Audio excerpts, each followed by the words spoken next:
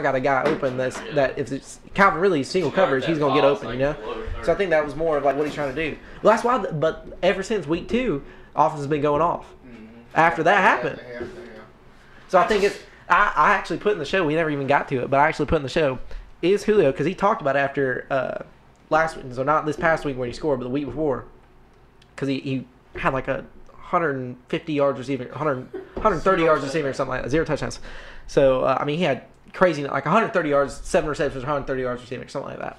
And they asked him, huh? Somebody's on Julio's. Yeah, I mean it is. All those yards at some point in time. Come on, man. I mean, it's not all on Matt Ryan. Yeah, exactly. But like I said, is Matt Ryan throwing it weird? Is Julio missing the? I think he had one early weeks where he just missed the ball. Yeah, he should have caught it. And then when it comes to that, he'll drop the ball. Oh yeah, and then you had Steve Sarkisian's scheme is kind of working against them. But I think they did it on purpose now, because I had it in my show. I said Julio came out and said after like 2 weeks ago, 7 receptions for like 130 yards, 0 touchdowns, but everybody else like Matt Ryan threw for like 5 touchdowns that game. 4 or 5 touchdowns. They're like, I mean, like, what do you feel about this? Like, what do you think about it? He's like, I don't care, as long as we're winning, basically. And he said, and then I think Matt Ryan and not Steve Sarkisian, but Dan Quinn came out and said if there was a stat that showed it, Julio would be leading the league in assists. So I said, is Julio the best assist man in the NFL this year? Just because of the touchdowns that everybody else has gotten because he's getting double covered is because they're putting him in situations where I think they're not even trying to get him scored. They're just putting him in situations where they're trying to get as many people to follow him as possible. Julio and Travis Kelce. Yeah, that's so stupid. You talking about assist man? Travis Kelce is definitely. That's so fucking. I mean, well, he's such a touchdown threat. I understand he can run, and you scared of him getting behind you because he's so fast. But you know, the middle of the field, you cannot stop Travis. No, he's better than Gronk. This year he is. The last 2-3 years. Hey, can we I say the last 2. Well, Gronk's so YouTube. damn injury prone. Yeah. Hey, we're trying to go home. What are you trying to do? We're trying to do, bud. See if we're live on YouTube. What YouTube trying to get to? Go to show bumpers. We're live. Show bumpers. Show bumpers. Show bumpers. You hear me? And yeah, right here.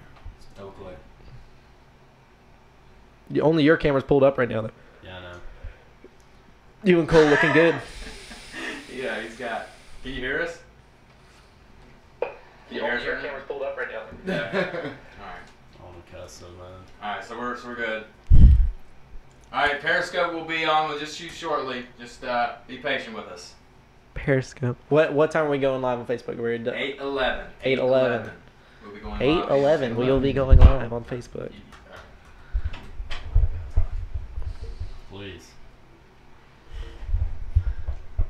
Tyler's having a rough night, everybody. Tyler's having a very rough night over here. He doesn't like not using his computer. He really hates using my Mac, man. He is not a fan of using it.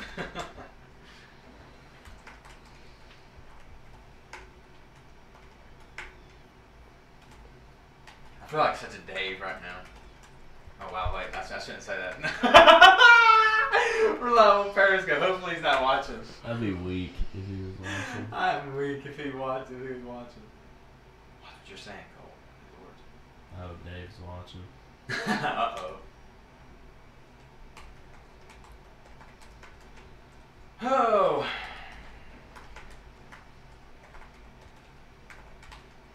Alright, there we go.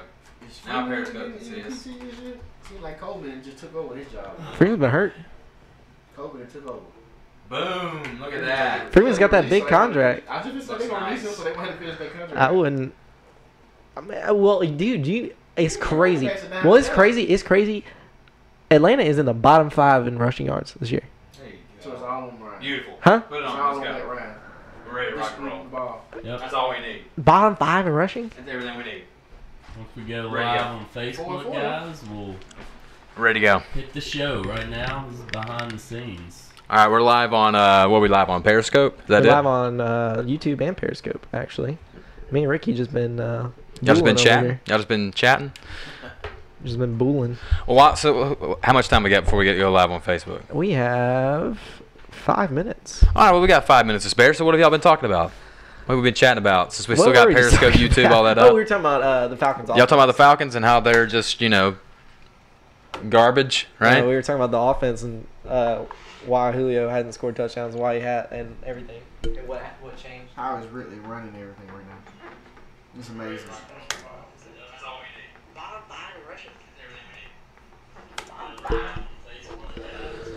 Oh gosh. Here we go with me trying to guess Tyler's password to his computer again. Zip code.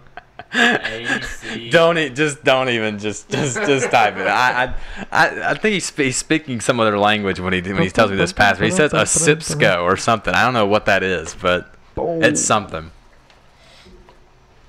You'll never know what it stands for. We'll never know. The world may never know what Tyler has a secret language that he speaks apparently.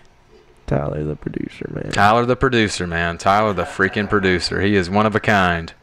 Steven One of a kind, might ladies and get gentlemen. punched in the face if he calls me out. What'd he say? He said Steven might get punched in the face if he calls him out. Hey, we're going live in 2.5 minutes on Facebook. I'm excited about it. Here we go. I'm ready to go. Man, I was born ready. You okay over there, Tyler? We're all good? Yeah, we're good. Everything good? Yeah, we're fine. Tyler's having fun because he right. set everything up, and then now he has to reset it up. Just make sure we keep an eye on, see if we got a caller coming in. You want me to monitor? I'll monitor the calls if you want me to, Tyler. You sure? You got it? Man, You good? you see this man? He is a producer extraordinaire. No, I okay? mean, I'm not trying to take any duties from you. I just want to make sure you got it, man. I'm good. You've been worked up enough Tyler about quit on us, man.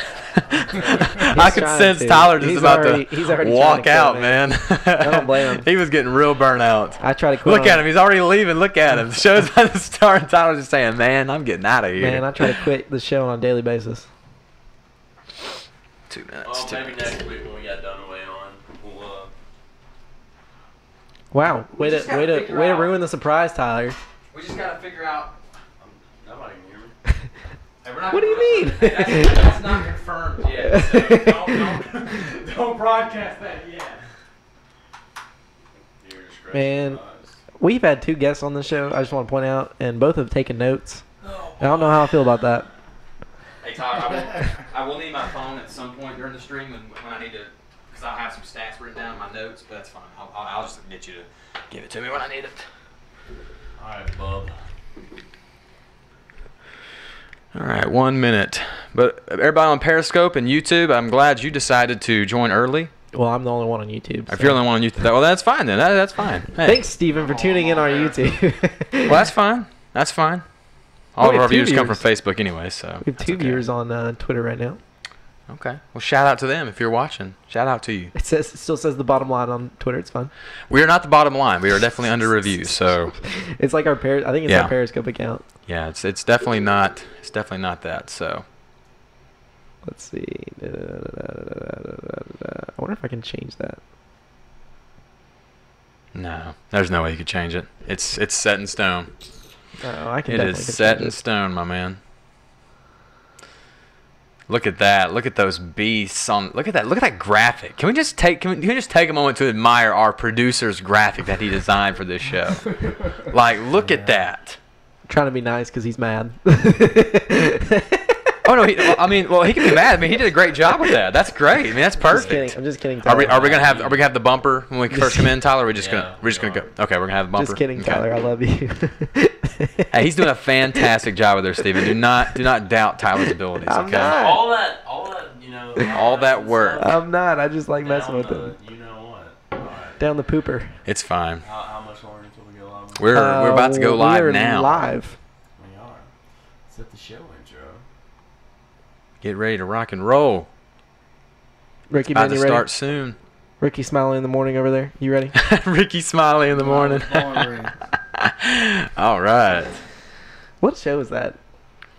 That's what It's called. it's it Ricky Ricky Smiley Smiley in the show. It's the morning? Ricky Smiley show. Ricky Smiley in the morning. Literally, no. That's What? you got it. You hit it right on the money. All right, boys, we are live. We're live on. Are we live do on we- Facebook? Nice. Oh, do we already roll the intro? We rolled it. Oh man, I wasn't even watching. Live on Facebook. Thanks for joining us. It's It's past 8 o'clock. Our normal start time, right, Steven? So this is a late night stream, guys. Late night stream, Late a little night. under review after dark. Special guest Rickey Dixon in the house. Woo-woo. Some claps in the chat. If you're on there. Tyler, the producer, holding it down. What's up, guys? Almost lost it over there, Yeah. pre-show, but it's okay. Yeah, Tyler's we got alone. it going now. We got it. Hey, the show is I up, feel and that's bad all for that Tyler. matters. He's all alone on the one He's side. all, he's all alone over there. He's all yeah. alone over there. It's We're fine. all Hey, grouped over here, and he's all alone. He's holding it down, though. It's a war zone over there for the producer. I will say it's an tell you what, absolute man. war I'll tell you zone. what, That he's was a rough surviving it couple though. minutes. We've had a rough time. Technical difficulties Yeah, for sure. get But the hey, better of us. but that just shows how great we are. Because even though We we fight had the through it. struggle, we We fought fight through through it. it, and we're on here again. Special guest Rickey Dixon on with us. Ricky, how are you doing, man? Pretty good, man. Nice. I'm glad to be here. Hey, me and Steven have also done some platforms with you. It's great to always have you on. Man, bring us back to the UAB days. Yeah, and you know, we were just talking about this before. How Ricky is like a guy where you can like literally ask him what Philip Rivers had for breakfast, like in 2007 before the I game know, before man, the it's Raiders, crazy. and he will know that. It's so crazy, but he knows exactly I what was it's gonna say telling. he's the I'm a stat guy, and he knows 1,010 more stats than I've ever known in my life. But it's like random stuff. I don't even it's know like stuff how you wouldn't he even knows think it, though. about. Like I forget. We were arguing about Brett Favre one time on the bottom line, and he knew all of his stats ever. And I'm like, how do you know that, man? What do you? It's his craft, man. He knows the NFL. And now he just let us know pregame. He knew that he's big into high school sports now. He's been following the high school train, the recruiting trail really closely. So just real quick before we get into it, who's a guy you're keeping an eye on as far as next year's recruiting class? Who's a big name we're looking at? Besides, obviously the obvious one is Talia Tungavailoa and Paul Tyson at Hewitt Trustfield. Like, what's a name that you might could throw out there? For you Auburn fans, you gotta look at George Pickens. George Pickens. George Pickens. Bo Nix too. Bo Nix is also a guy, Someone- yeah, of listen, course. Bo Nix and George Pickens is gonna be the next great quarterback receiving duel we're gonna see in college football. Probably not next year, but them guys sophomore year. Auburn got something nice coming in down the pipeline offensively. I just think Gus need to change their offense to fit those guys. Yeah, that's what I've been seeing. That they have got some really talented recruits coming in. So it's really interesting to see. As of course, as we've seen, the Gus bus has been taking some hits lately from the fans, from a lot of the boosters, but he is bringing in some talented recruits, of course. So it's definitely something to keep an eye on. But a lot of things happened over this weekend, and we got to get to it. So Stephen, where are we starting today? The show leader. Okay, I'll The give some show direction leader. Here. So to start out, we actually going to go with some NFL because we got our NFL expert over here. Okay, so if I ask you these stats, you better come up with them because we talked you up now. So if you don't come up with them, you'll be disappointed. Anyways, so just happening today, actually, I just want to get into the breaking stuff first. The Saints actually acquired Dez Bryant, who has been teamless all season long. So the rich get richer, I guess, as you can say. So after the Saints beat the only undefeated team in the NFL, they come back this week and they get a all-pro wide receiver. So what are your let's thoughts? let's not go too far. This is not the Dez Bryant of old. This is not. I don't think this is all pro Dez. I'm just saying he is a previous no, all-pro. you're right. He has been an all pro before. So yes, I think you're right in that And regard. Dez definitely caught it. Over under Dez finished the season with 25 more catches. Yeah, 8 games now look. This is how I look at this whole situation. This is going to be the best quarterback that Dez Bryant has had in his entire career. Obviously, I mean, Hall of Fame quarterback in Drew Brees, and I don't think there was a better situation for him to get into than the New Orleans Saints. I know people threw out the Patriots. There were some people that threw out the Texans before they traded for Demaryius Thomas. So, I mean, I think there was a lot of places he could have ended up. But I think the Saints were definitely a great place to land because now Michael Thomas will take a lot of the attention up. He'll take a lot of the double teams, the safety over the top, and Dez can do one-on-one coverage a lot and do the back shoulder, passes, the over the tops, and go get the ball. I mean, he'd be the possession receiver because we saw last year when he was playing for the Cowboys, he had trouble getting some separation. You know what I mean? He just wasn't as fast as his route running just wasn't as crisp as it once was. So I think Dez is definitely taking a step back, but I think this is a great opportunity for him, right? It is. He's first of all, Dez should have signed with the Ravens at the beginning of the year. They offered him a lot of money, but I think he was waiting for the best 21. situation for him. See, I read somewhere that he didn't take that deal. It was a 3-year deal. I read somewhere that he wanted the 5-year deal. I'm not going to get Dez a 5-year deal at his age, though. I know, but that's what I'm saying. I think that's why he was looking for it, is just because he's getting up there in age, and he realized after 3 years nobody's going to give me a 2-year deal, so I might as well get that 3-year. But I don't see why you wouldn't take. I'm with you. Take the deal. Take the money. You have to. They say he was looking for 1 year, but I mean, you offered me $21 million, 3 years, then $7 a year. You got to jump on that. Yeah. But I guess you used to making $16 million a year, and you know it's not. I get. Well, Dez. I mean, Cole said Dez is not the Dez of old. Dez still thinks he's the Dez of old. That's the problem. That's the main problem. And then who's the receiver right now? So Dez will come in and start right now. Come on, Coach. Oh no, look now. Well, he's saying who's their number 2 right now. So yeah, Michael Thomas is number 1. I mean, look, Dez is not going to be the number 2. Alvin Kamara is the number 2. I mean, if he's the second best receiver on the team. Okay, I mean, so let's cut out Michael Thomas. Let's make it an actual receiver. Who's the Saints' number 2 receiver? I mean, Benjamin Watson is one of Drew's favorite targets. He's a very big target for him to throw to. We saw him throw to him a lot against the Rams. They couldn't cover him almost because he was making such good passes over the middle on the seam routes. I don't know where you're going to fit Dez in. I think Michael Thomas can now play a lot more slot because Dez will take the outside receiver. So you have to obviously give Dez some attention, and that's going to be a hard place for them to double team Michael Thomas. So I think Michael Thomas is going to flourish now with Dez, especially when they line up on the same side, on the 2 receiver side. So is Dez the liable number 2? This week, I'll say if you told me over under Dez catches 5.5, I'll go under. I think Dez will probably have about 4 catches maybe this Sunday. If that, maybe 3 or 4 catches. But I think that Dez is that guy that if there's a goal line situation 8 yards out, you can throw him a jump ball and Dez can out jump the other cornerback because he's that tall, he's that gifted athletically. I think he can still out jump people. I don't think he has the separation speed that he once had, but I think he can still go get a jump ball. I still trust him doing that. I think that's why they brought him in. I mean, you can't say Dez will be the number 2 as soon as he starts playing. Yes. Number 2 wide receiver as soon as he starts playing. There's nobody better, talent-wise. Even old Dez. There's nobody better, but the problem is Drew is just so good at throwing to other receivers besides Michael Thomas. He's built that relationship with these guys. And like I said, Alvin Kamara, I mean, he's their second best receiver because he's just so gifted out of the backfield. They use him in so many different ways. I was going to say, I mean, line up Alvin Kamara in the slot, and he could be their second best receiver regardless, even if you don't play him out of the backfield. Going back to what you said about Eric Moore being the number 2 receiver, I'm going to give you a stat. Now, it doesn't matter right now because we're in week 8, but up until week 5, Alvin Kamara had more receiving yards than Odell Beckham. That was amazing.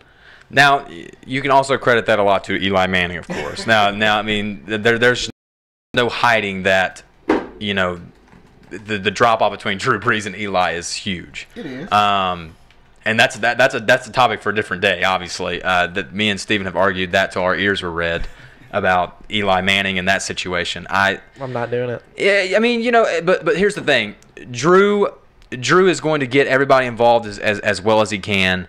And I think that this week, obviously, it's how are they going to incorporate Dez coming off the big win against the Rams? I don't know.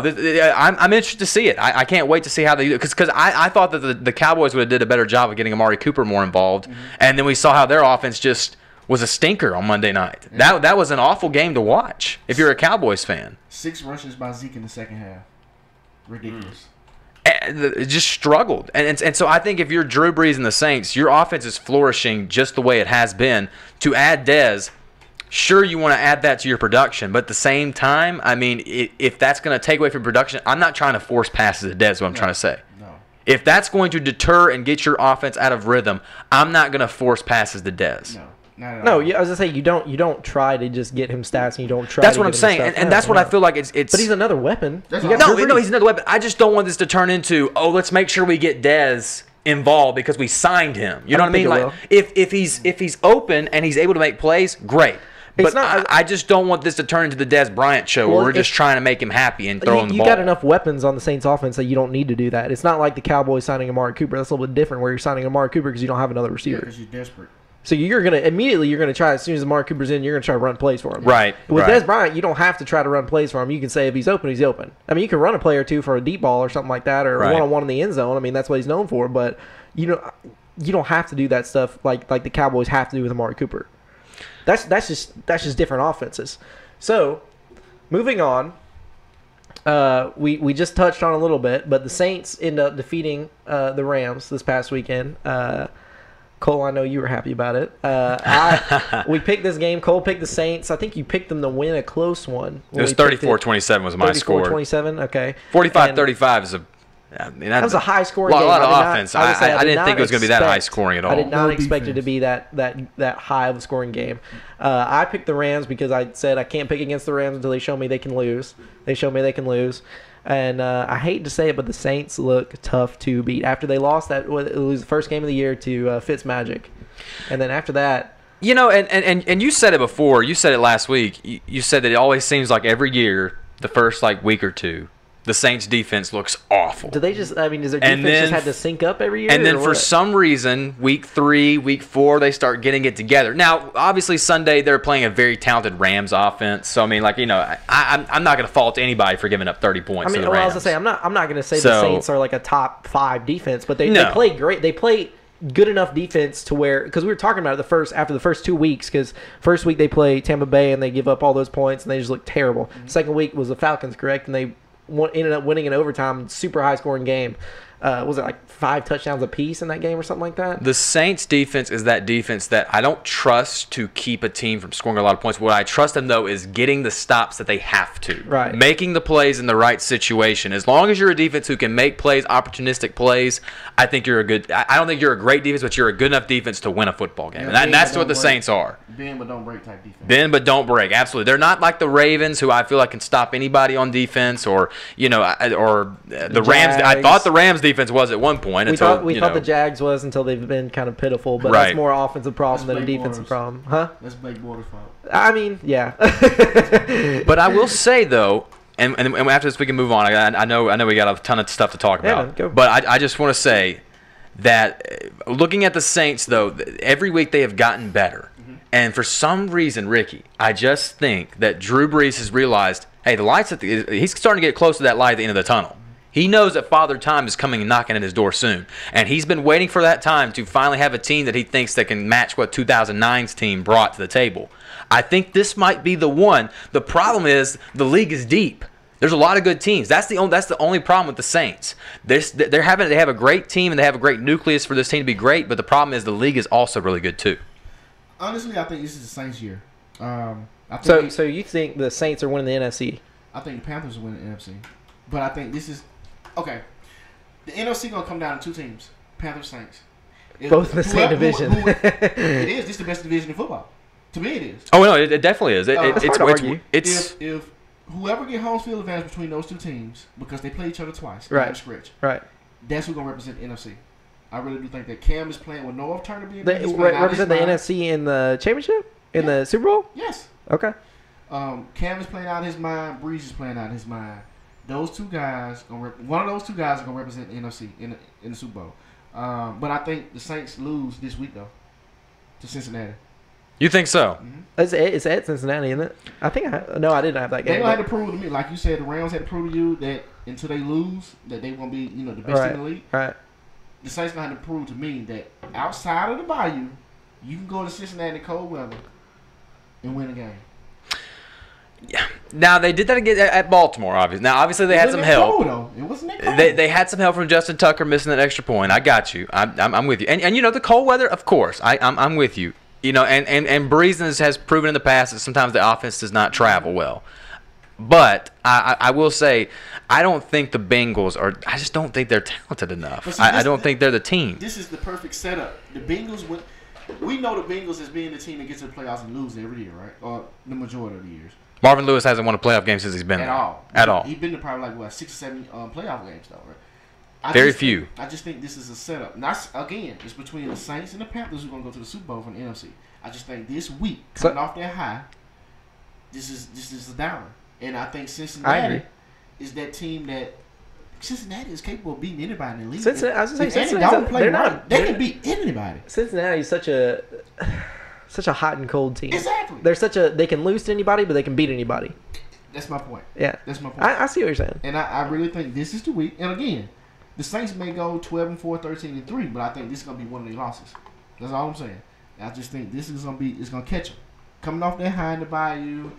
Ingram hasn't came back running like he should. After the first game, he had 2 touchdowns. The first game, he hadn't done much of You see what I'm anything saying? after so that. you gonna have to bring your running game. You gonna have to bring your lunch pail this week. That's all I'm saying. Cincinnati can get up out of it. They really can get up after you. Geno Atkins and those guys, you're not going to be able to just, Eric Moore, not going to be able to come out. You know what the line is for Sunday, right? Cincinnati is a 5.5-point underdog at home. Okay. And odds makers have it 52% leaning towards New Orleans. Vegas had their worst record last week. No, and look, Vegas gets it wrong, but look, I've always been a believer that But you can't bet against the Saints here. I would, if I was Vegas odd makers, I would put the Saints as favorites. I mean, being 7-1, obviously you're right. They're a better That's team. got to give you to give you a leg I don't up. think Ricky's ever saying that the Saints are a better team. He's just saying that they're going to come down hard this week. Yeah. So he's just saying that the Cincinnati can, like we said earlier, they can beat anybody on week to week, but they can also lose anybody on week to week. And he's just saying that Cincinnati's going to come in hot-handed, and the Saints are going to come in. Is Cincinnati coming off a loss, or are they coming off a win from last week? Coming off a bye week. Okay, so they're well rested at home, bringing in one of the hottest teams in the league. Hey, look, you're right. Anything can happen. And certainly the Bengals are one of those teams with the talent depth that roster has. They can beat anybody on any given Sunday. You are correct. I just don't believe if you give me one game, you give me Andy Dalton, you give me Drew Brees, there's just no way I'm going to say that they can beat Drew Brees. one game. There's just no way. I mean, I understand all that, but Cincinnati, the Saints are in a place where they're going to make the playoffs regardless. Cincinnati, if they lose. It's almost putting them behind they're in the playoff hunt right now. Cincinnati? Yeah. They lose, they can be out of it. They can go from the 6th seed right now to probably like the 12th seed, just like that. Because there's so many teams. What Cincinnati record is? They 4-4 also? Who? Cincinnati? They're 5-3. 5-3? Yeah. I mean, but look how many teams got basically the same record. Yeah. So well, everybody's stuck around so there. they There's a lot of teams in the middle there. Right now, a lot of teams in the middle. I agree. So, moving on, because we're not going to talk about the Saints the whole show, believe it or not. We should. I mean, if it was up to Cole, we would. We would touch on every single player. But anyways, so we're talking about NFL, and just stick NFL real quick. I just want your quick picks. We're not going to give a long explanation because we got to move on. So, Ricky, I want you to give me your MVP pick and reason why is your MVP right now. Ooh. We talked about it a little bit before the show. I want to see if the answer's still the same. Nah, it's not the same. It's not. Oh, okay, you changed your answer. It's not the same. Oh, okay. I want to go for Alvin Kamara, honestly, because I'm tired of the quarterbacks winning this, award, even though it's other players on the field. But I'm a homer. Khalil Mack. Khalil Mack. I see. I would give you Khalil Mack if he hadn't been hurt the last 2 weeks. I would give it to you. He changed the Bears' defense. The team in general. Yeah. He gave him. Well, that defense has been lights out. Decent, yes. Even the last 2 weeks without him, they've been lights out. But it's just the confidence he brought to the team. That's all I'm saying. He's the best defensive player in the league right now. Totally agree. Over Aaron McDonald? Yes. Yeah. Yes. Better than Aaron McDonald. Yes. I think he's more of a playmaker than Aaron McDonald. He Let's put it is. that way. Aaron McDonald's more of a run kind of a clog up the line. Did you see the play that he made on Mark Ingram this weekend against the Saints? That was pretty spectacular what Aaron Donald did. Aaron Donald is the man. Aaron Donald's a great Khalil defensive Mack- lineman, but Khalil Mack is more versatile. Yeah, he's more impactful, I would say. Exactly. If you ask me who I'd rather have, I'd say... if I mean, you're they're starting both defense- fantastic. Don't get me wrong. Right, but But- if you're starting a defense, if you're saying I can pick one player right now, nobody else on my team yet, you're gonna pick Khalil Mack because you can play him at linebacker, you can play him at defensive end. Can you really play him at linebacker though? He's fast enough. Yeah. He won all pro. He's the In only guy linebacker- But he's more of a linebacker like Terrell Suggs, where he plays up there on the line. Yeah, He's not. He doesn't ever play like actually from a linebacker stance. played And outside linebacker in college. Yeah. for both but he was of them. always on the line. He doesn't go out and pass coverage or anything like that. I mean, they outside linebackers. yeah. They're never going to ask Khalil Mack to cover a tight end or Yeah, he's something not like that. Luke No, Kuechly at all no. What I'm saying though with Aaron Donald is this man literally plugs up the entire middle of the defensive line. The entire middle. Yeah, I mean he's a great defensive He can lineman. play the nose technique, the outside D tackle, the inside. It doesn't matter. The reason I'm picking Khalil Mack is athleticism. Khalil Athleticism Mack. and ability to make a play. Aaron Donald's got some athleticism too. Yeah, For a but man he that ain't- size, he for ain't almost 300 pounds, this I man agree. is. I'm man not is saying anything bad about Aaron. I amazingly can't athletic. say anything bad about Aaron Donald. I'm just saying, with speed and playmaking ability, I'm gonna pick Khalil Mack over Aaron Donald. It's not a long. It's not like there's a huge gap here. I'm just saying, I'm picking Khalil Mack over Aaron. I think I think it's like a 1A, 1B type deal, and I think that it's whoever comes off the board first. That's who you're going to draft next. You know what I mean? Like if you got number 1 pick, I mean obviously you got 1A, 1B, and it's just what you need if you're drafting a guy, but or making a trade for a man. That's what I'm saying. You're starting with nothing. Like say you do not have a single defensive player, you are starting from scratch. Khalil Mack. I'm picking Khalil Mack. I don't Khalil think you Mack can argue set that. the record this year for most sacks. I disagree. I think you can make an argument for it. Touchdowns. Are you hearing these stats? Listen to What Statman is the over there. He set the record for most for script fumbles, sacks, and touchdowns in a 4-game stretch. He had all that in 4 consecutive games. And he's been hurt the last 2 weeks. That's and he's without, still great. That's without training camp. That's without Look, training camp. That's without. Hey, I got you, Ricky. How many wins has that produced though on the The field? Bears. The Bears? Division. No, okay, up till now though. So you're talking about just this year? Yeah, I'm talking about just. Okay, I'm about to say because No, we're talking about this year. You sounded like John Gruden now. Talking about okay, Khalil was there, but the defense still was sorry. Oh, now look, You sound like John there Gruden is now. there is nothing that can defend what John Gruden has done to this team and what he hasn't done He's for just this blowing team. it up. saying- So- all right. Time out. We can get into this all day. We'll get into NFL a little bit later. So we're gonna move on. Khalil Mack, MVP. MVP. So far this I year. mean, look, y'all bring up. So you said Khalil Mack. He said Khalil Mack's his MVP. I said I would give it to him if he wasn't injured the last 2 weeks. Who are you going? Are you going with an offensive guy or I asked defensive you guy? first. It's my turn's third. So okay? is Take that's your turns. overall MVP? Khalil Khalil Mack. Mack. He said but he's also going. Ricky also prefaced that by he's saying I just don't want to give it to another quarterback. I mean, if I had to just give it to anybody, I'm He's- gonna be honest with you. I give it to you guys with the Saints. I give it to Alvin Kamara. But I'm just tired of offensive guys getting that title. I mean, because there's other people on the field. Because you could have Khalil given Mack. a couple of years ago. You could have given it to Von Miller. You could have said, yeah. J.J. Watt could have won it several years. I mean, but it's such an offense, like you said earlier, the Heisman. I would say it's just like the offensive Heisman. dream. It's an You know, offensive, Okay. but it's more a quarterback. Well, it's a quarterback trophy. Let's go ahead and knock out the obvious ones that are obviously up there. I mean, Drew Brees it should be I knew it. now listen. I was waiting on it, man. I was waiting on it. Just think about where this offense would be if Drew Brees wasn't at the helm of it all. Cole, Now look, this is what I'm giving you. Ricky. I'm giving you a list here. I'm not telling you that this is my guy that I think is going to win. we have The Ricky guy on who's every going to win week? it, Todd Gurley is going to run away with this MVP voting because he has just so many. No, come on now. He just has so many touchdowns, just period. Patrick No, Mahomes? absolutely no. Right now, I think Patrick Mahomes? everybody would say it's between Mahomes and Todd Gurley. It's Mahomes and Todd Gurley. I was It's a going to two-man name race. Mahomes. If you're saying projecting who's actually going to win it, you're not just saying your own favorite to win it. If you're projecting who's actually going to win it, it's a 2-man race. It's Mahomes. It's Mahomes, Gurley, Gurley. and then I think Breeze, and I think Brady is slowly after that as well. I think Brady's right in the Mahomes would mix. get it over Gurley though. Let's- He's a quarterback. It just But see, I think it depends on how Kansas City's the rest of their season goes. I agree with that. It's close. It's a 2-man race. You know, Drew Brees is your MVP. No, I said that these are guys I think deserves consideration. I said just that I want your think in MVP. the end of it all that Gurley's going to be So the winner. Gurley's is your MVP pick. Because he touches the ball the most and he That's fine. scores That's the fine. most. That's I think that all Todd right. Gurley will win. I just want to put this in your head here, Cole.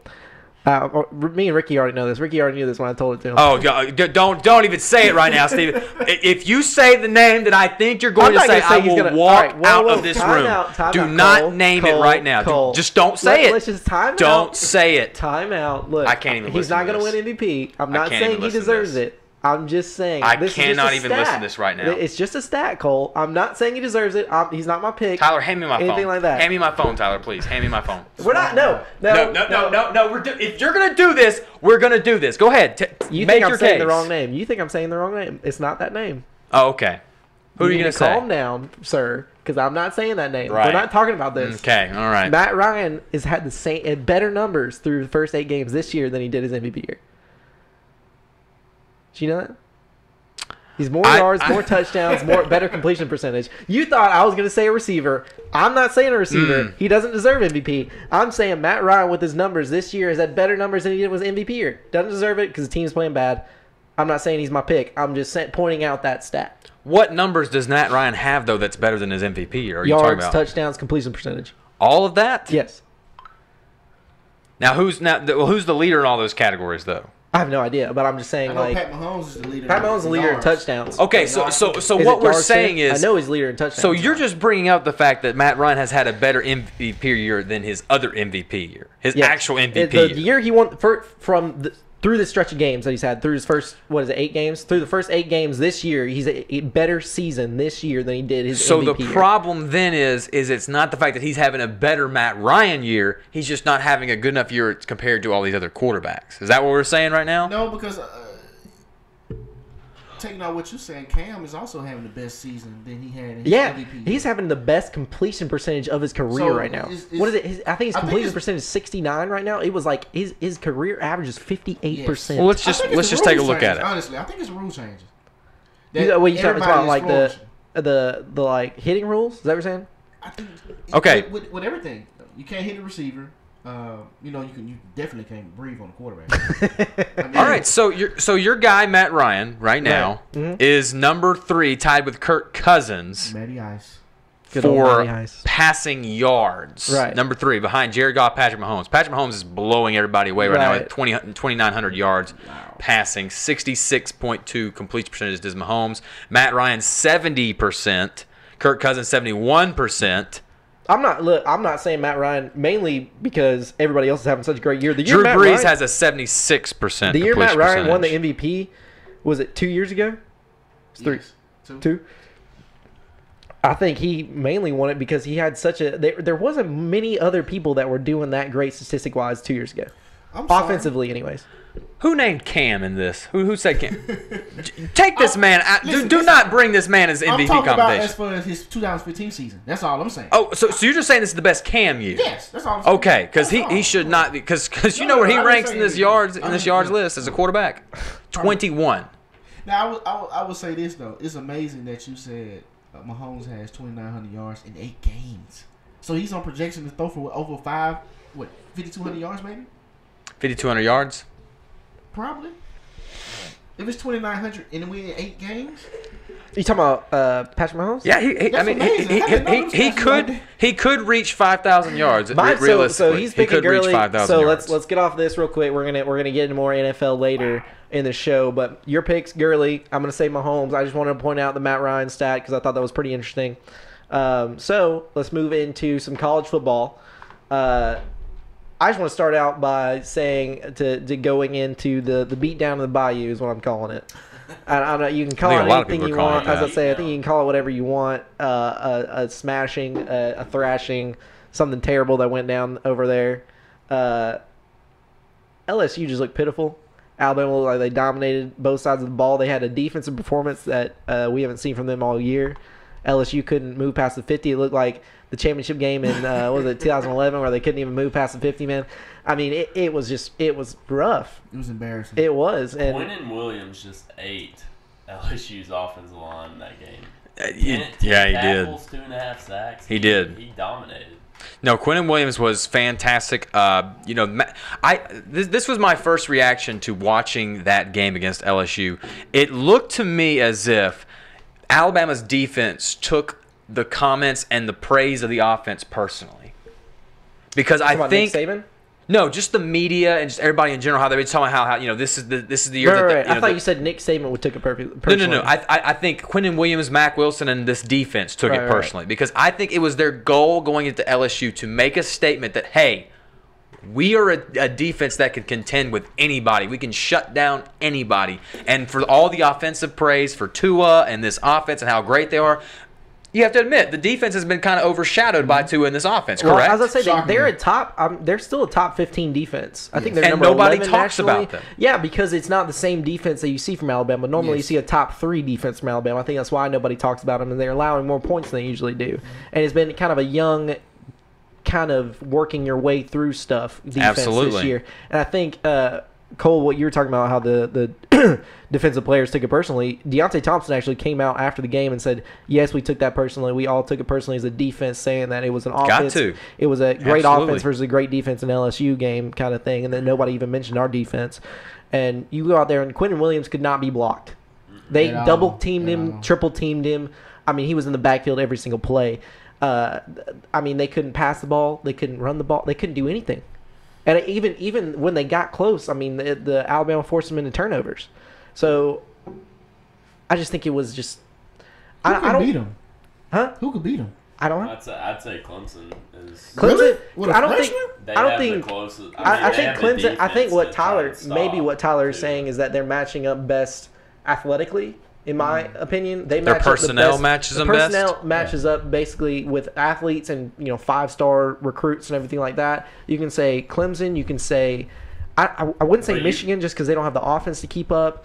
Notre Dame. I don't think. Notre Dame's played so many close games with competition that should be so much beneath them this year that Notre Dame keeps winning. Like I can't deny them for winning, but it's just like, what was it? Pitt they played so close. It was like 19-14, and then, Pitt?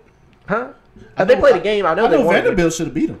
It was 20-17. We're talking about Notre Dame, right? Yes. It was Pitt. It was Pitt that they Pitt. played them really close. In fact, they almost beat them. Did you see That's that? what I'm saying. These competition that should be so much beneath them. They're playing down to their level, and so I just don't think that Notre Dame can play with them. I don't think Michigan can play with them. I think Clemson has the best opportunity to, but I don't even think Clemson is up to that standard. I think Georgia's the only team that can beat them. Clemson, the problem with Clemson is Saban has the same record, if not better, than what Belichick has in New England. Belichick in New England don't lose to rookie quarterbacks. I cannot see a freshman walking in and beating Saban. You would have I don't see to. it. You would Not have a to. freshman. We talked about it a little bit before the show on what LSU would have to do to beat Alabama this year. Get a quarterback. Well, we said Joe Burrow was going to have to have the game of his life. We said the secondary for LSU was going to have to have the game of their life, which they did produce a turnover. And we said that Joe Burrow was going to have the game of his life. Secondary didn't produce much what we thought they were, and then Joe Burrow just didn't do anything. Joe coming into the game though was like 3 touchdowns, 6 picks. You talking about Joe Burrow? Yes. His stats. It was Yeah, I mean terrible. he's not a great. He was a quarterback that could. He wasn't going to win you games. He was going to keep you in the game, but he wasn't going to win you games. Matt Jones transfer to LSU next year. You said Mac Jones? Yeah. Maybe. Paul Tyson from Trustful, Tua from Thompson coming in. There's 2 4 5-star quarterbacks coming to Alabama. You know, You can't hold all these guys. no. Mac Jones might start as a senior though. You think he gonna sit? Jalen will be gone. Yes, Tua he's will be gone. gone next year. So I think Mac Jones has a chance. Kind of a wait your turn type deal like A.J. McCarron did and Greg McElroy did and all them. Yeah, but AJ waited 1 year. I was Mac saying would have AJ to played wait 3 years. Though, Yeah, right? Mac would have to wait 2 months? Right. It's A.J. kind of slid in there at the right time, but AJ Mac was would also have to wait at least another year. yeah. McElroy. I think McElroy only Don't say started Mac Jones. Mac Jones, He's gonna have to wait another so year. he would be a McElroy Jake started Coker. 2 years. He'd be more of a Jake Coker yeah, then. Start but of the year. I mean, So barring injury, I would. next 2 years, Bama gonna win it. I all. would. Honestly. You talking about next year? Well, see, Best that's what's quarterback crazy. ever. The only thing that Alabama loses offensively is their offensive line, and they lose Damian Harris. It's 2 of the best Alabama quarterback ever. But not going back to the snake with Kenny Stabler and Joe Namath? All-Star and Not Joe going Namath. back there? I would go Well, back then, there. None yeah, of us was then, even yeah. living to know If- that. if you're not- I would go back there and I would say that Tua's better just because of the different offenses they run now than they did then because they're running The degree they of didn't- difficulty They is didn't run the triple option yet. Single T or something back I was then. gonna say they didn't run the triple option yet with Bear and everything, but they did eventually run triple option where you had quarterbacks that didn't even throw the ball, So- throw it twice a game. You know, so I mean, you can't. So The is he the athletes. best? I'm just saying, based on what we've seen so far, I'd say yes. And just the athletes today are so. I mean, you'll hear the guys from the '50s say the athletes are so much better. They had guys that were Brock. I was reading a stat about the people that were on like left tackle. Left tackle was 5'10", 185. 5'10". 5'10", 185. Guys, I'm 5'10", 180. All right, guys, we're getting the call. All right, we got our first caller of the night under review live. Go ahead with. State your name and where you're from. Hey guys, this is Logan from Trust. Logan from Trustful. Hey, How's Logan. it going, man? How y'all doing? Pretty good, pretty good. Can't complain too much. How you doing? Not too bad. Real quick, guys. I kind of just tuned in. I haven't listened throughout the show, but just one quick question: how many of y'all caught the Kentucky Duke game last night? I caught the Kentucky Duke game. I watched that game. Yeah, the basketball game last night. Yep. All right, so in y'all's opinion, is Duke that good, or is Kentucky in that much of need of help? In my opinion, Duke is actually. Did y'all watch this game? I did see. I did Did see you him watch a lot the of that game? game. Highlights. I did see it. Get it together. I think Uh, I think to answer your question, I think Duke is just that good. I think Duke is comparable to what Alabama football is right now. I think that they're just so good. There's not a team that can match them talent wise. And as long as their 4 freshmen alone outscored all as Kentucky. long as Zion and R.J. Barrett stay healthy and play the way they did last night against Kentucky, there's not a team in the country, unless they have an off game shooting, I don't think there's any team that can beat them. I don't think Auburn, Kansas, obviously not Kentucky. I don't think there is a team out there that can beat this team. I think Duke's just that good. Now, unless they get to Duke's fun to watch. Too. If they get to the tournament and they screw it up, I mean, then that's one thing. It's going to be hard to beat them just because you have all this talent and you have a great coach. Right. It's not like you're just getting all this talent and you don't have a coach that can get them to play together and play defense and everything like that. You have a Hall of Fame coach here with this kind of talent. I mean, their third highest score, their third freshman, Cam Reddish, what did he score, like 20 points? You know, RJ with 33 and Zion with 28, I know. Yeah, I mean, you look at it. Duke's just that talented that they can throw out any of these freshmen in any part of the lineup. They can take one guy out and they still have Zion in there. I mean, if RJ comes out, if RJ comes out, Zion's still out there. They're just really loaded offensively. So just a great team. Just a great team. Yeah, I think I think we're all collective in saying that Duke's just that good. Just that good. No, I agree, and I want to get y'all's opinion. Just watching that game, I've only seen Zion play one game. But in my opinion, I mean, we haven't seen a guy like this caliber, this size, probably since Shaq at LSU. I mean, y'all agree with that? You said Shaq at LSU with that much talent? Yeah. Comparable Comparable Zion? Yeah, I mean, obviously not the same height, but I mean, he's 6'7", right, 285, and he's got like a 42-inch vertical. Right. See, Shaq at LSU, I can see that just because Zion almost feels like he is a grown man like the out next there. Charles Barkley. I was about to say, you can say Charles Barkley maybe, but Shaq is probably a good comparison of Shaq just looked like a grown man out there when he played for LSU. He looked so much bigger and so much more. Zion looks just grown into his body because a lot of times when you see those 18-year-olds come out there, they're not grown into their lengthy bodies yet. You know, that you see them real skinny or you see them kind of. Zion's thick. He is strong. He is built. He's built to take the bumps, and you see him take bumps a lot. I mean, he just puts his shoulder down and drives into people. So I think that's a really good comparison to say that Shaq just out there looked like a grown man with a bunch of kids. I think Zion the best looks like comparison, though, is not Zion necessarily to any player. I think it's what they compared R.J. Barrett to. They compared him to LeBron James. They said that he was a guy who could play the point forward position, could drive, could take the contact and R.J. finish. Barrett's not. I think R.J. Barrett's more of like a shooter. I would compare him more to DeMar DeRozan. I saw that comparison a lot. Yeah, but I think his way of playing point forward, he can pass the ball, he can kind of run the offense from the point position. I think that's what makes him so much like LeBron and his size. I mean, he's 6'7"? I think he's RJ? 6'7" as well. Yeah, so I mean, I think that they're very the length on that team. I mean, you have your point forward at 6'7", you have Zion at 6'7". I think Trey Jones, Tyus Jones' little brother, I think he's like 6'3". It's gonna be tough. That's the shortest player. It's gonna be tough. But this is the thing that I find interesting is that Duke has always had a problem when they get to the NCAA tournament. They struggle. They struggle when they have these talented teams. We saw it when Jahlil Okafor and all those boys were together. They have had NCAA. When's the last time they've had a team this talented? What's your This take much on talent. this, Logan? I think RJ. I mean, like I say, he's longer and he's taller, but his drive skills compared to me almost like a James Harden. I mean, I think he's longer, he's taller. I think James Harden's a better shooter, but just the way he drove the ball to me, he looked a little bit like James Harden. I mean, the contact, the attack mentality. Like I said, he's taller than James Harden, but to me, it just looked like he was always an attack player. That was my viewpoint from that game. Yeah, he's definitely attacking, and I think that was one of the reasons I didn't say compare to LeBron. Hey, thanks for the call, Logan, by the way. Logan. Hey, we appreciate it. Yeah, I appreciate it, man. So I think one of the reason I don't compare him so much to LeBron is just because he was more of a scorer. He had that scorer's mentality. And you see LeBron, not that LeBron isn't a scorer, I'm just saying that when you see LeBron, you see him try to assist the ball more. You try to see him find more players and try to get the other players going. Not that RJ doesn't either. I'm just saying that RJ had that such attacking mentality. Like, he went after the basket. He went after the score. I mean, he scored 33 points, guys. I mean, you can't – he was in attack mode completely. And I don't know if that was necessarily just – I mean, we've seen one game, so we can't say their personality is completely off of one game. But just off of this one game, That's the vibe I'm getting.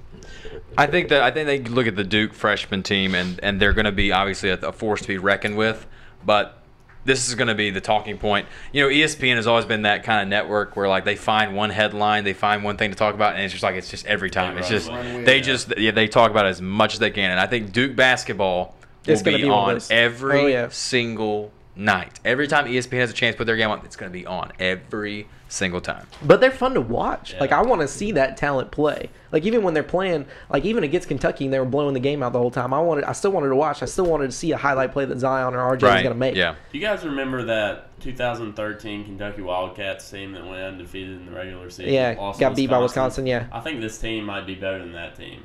Now, I think, that was a young team. That was all freshmen. I think they had 5 freshmen starting. That Kentucky didn't they? Yeah, that's when they had, like, Cat. They had Booker on that team also? Booker. Willie Cauley-Stein was on the team. Cauley-Stein.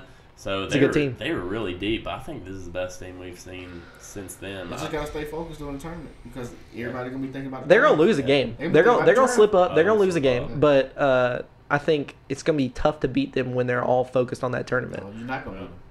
After the first game, like I said, we're all basing this off of one game, so we haven't seen them play, deep into the season or play any other tougher competition. Maybe Logan was right. Maybe Kentucky just needs that much help. Maybe they weren't that good coming into the season. Calipari's lost his touch a little bit.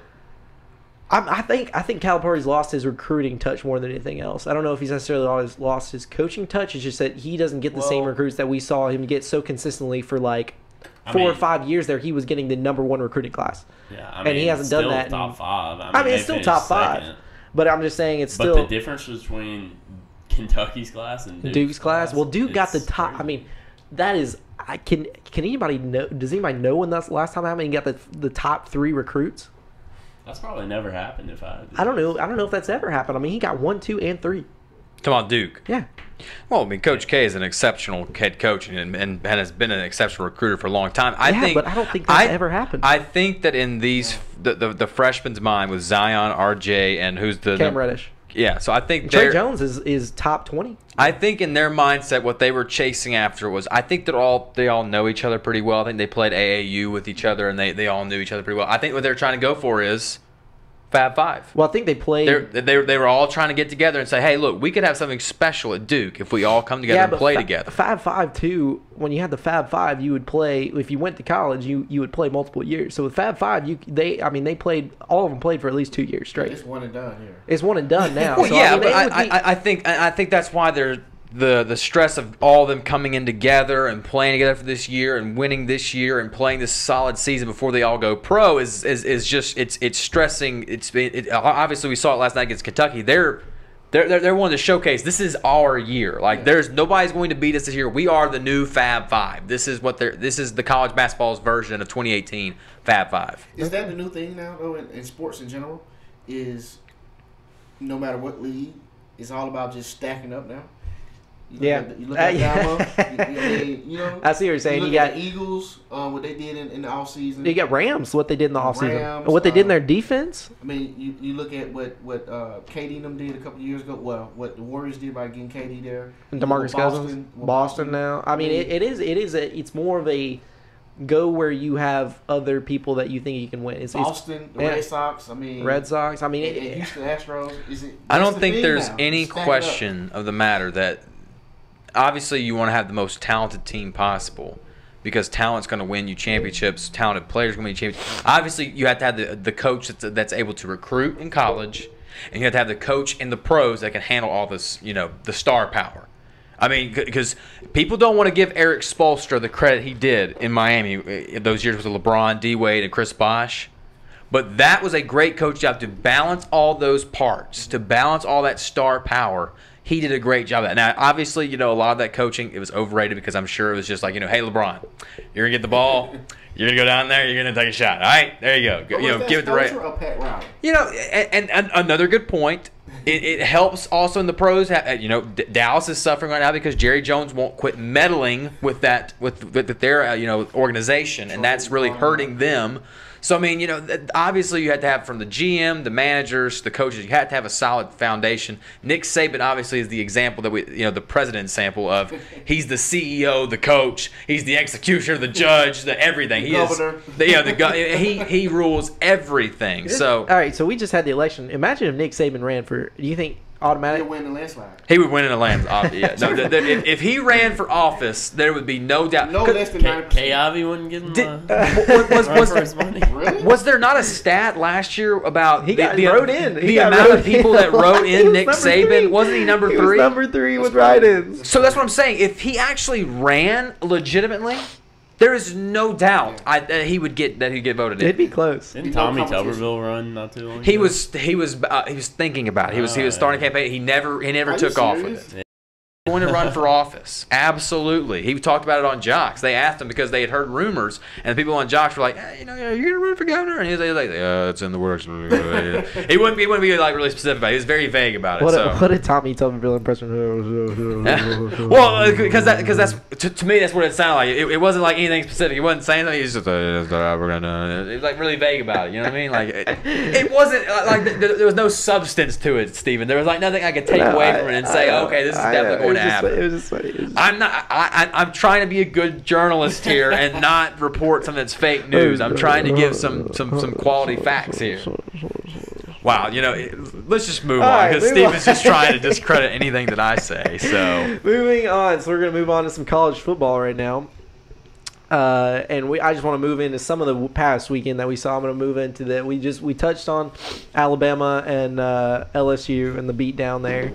And I want to go into the other team in the state, and Auburn, or one of the other two teams in the state, because we're going to talk about the other one too. Auburn gets a much-needed win against Texas A&M. Much-needed win. They needed that. I was going to say, last week you said it was a much-needed win. They got the win over Ole Miss, so this is every week. Every week right now, win. it's a must-needed win. I don't know if it's must-needed for Auburn fans. I talked about this last week as well. I mean, I've heard some Auburn fans just kind of hoping they almost hoping they lose, so that it gives enough courage to the athletic department, or maybe the boosters get even more antsy just to get rid of Gus or to get rid of Chip Lindsey. Let me ask you this, because I've gotten Steven's opinion on this, Ricky. How many games is it going to take for Malzahn to lose this season and next? Because Alan Green's already said he's back for next season. He's for sure back, no matter what happens the rest of the year. Gus, how many games? I can't tell you that. You know what? Okay, well, I'm gonna I'll tell do you this. why. I'll give it over/under 5. 5 losses. Over. So it's got to be over 5. You think he has to lose in between now and next November? He has to lose more than five games. I mean, to me, because Gus is a 9-3 type of coach. Gus is the equivalent of Les Miles. I mean, Les Miles basically 59 wins. Basically, Yeah. and I still don't think he's better than Les though. But I think he's a 9-3 coach. That's it. I mean, he's. But when do Auburn fans get tired of 9-3? We touched on this a little They bit. got to be realistic though. Right. That's I the was problem about with to say Auburn. that. They gotta be realistic. We touched on this in our last show at UAB when we talked about our teams. Really, we have all these teams have this mentality of championship or bust. Didn't me and you? I think on our that's what I was last talking platform we That's had what this we're talking conversation about. of That's That's the teams that reunion. have to be realistic. That's what I was talking about. We Realistic talked and about teams teams that are have to not. be realistic. But I think Auburn, ever since 2010, they've said, okay, we can win championships. We're in the SEC, and they also see their rival team winning these championships. So I think it gets to them that they see so many all these Alabama Nick Saban teams, getting championships or getting playoffs every year. So they're thinking. But is this not the problem that every team in the United States right now is facing? Well, it's the Nick Saban effect, right? Setting the precedent. Because every team in America thinks that they could just hire this head coach or make this move or get this quarterback or get this player, and all of a sudden their team is just going to win a championship next year. The Jets think that just because they add Sam Darnold, all of a sudden they're going to start winning Super Bowls. The Browns think that just because Baker Mayfield plays one good half that they're a Super Bowl contender. Since when does Cole not think Sam Darnold's the best quarterback in the NFL? No, look, we had this conversation beforehand. Look, none of the quarterbacks from last year's draft were good. We all agree on that, right? None of them were great picks. No. I don't think so. None of them well, made sense to me. I think they could be great if you kind of give them the gotta Aaron give a Rodgers chance, treatment. right? I think if Nobody you makes give Pro them, Bowl. I think if you give them like an Aaron Rodgers treatment of Brett Favre, kind of mentoring him and who's gonna get that keep him opportunity going. though? But we could have said the same thing about Patrick Mahomes last year.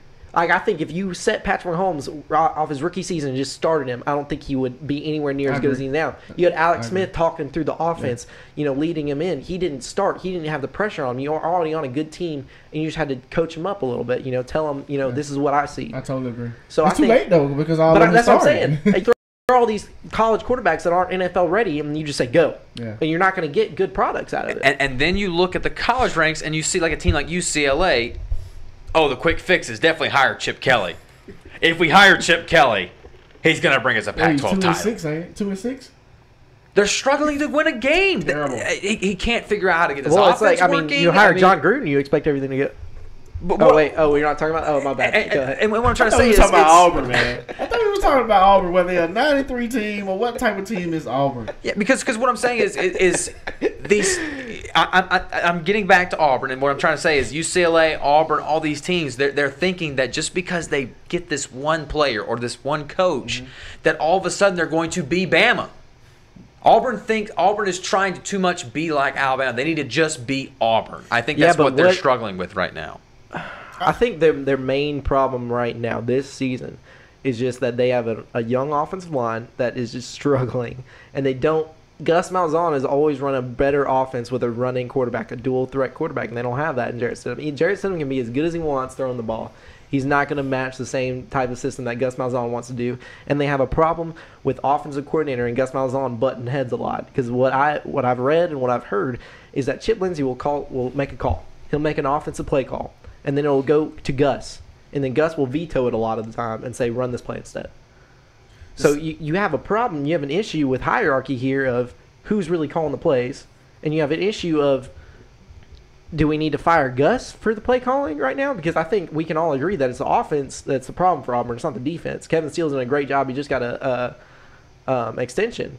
But, so, I mean, do you hire – what's the solution here for Auburn is I guess what I'm asking. Do you pay the money to fire Gus Malzahn right now and try to go find another guy? Do you wait him out? Do you fire Chip Lindsey? What's your solution? You can't replace him until you find somebody that's better. I will say that because it'd be a dumb move. I mean, look what LSU going through now.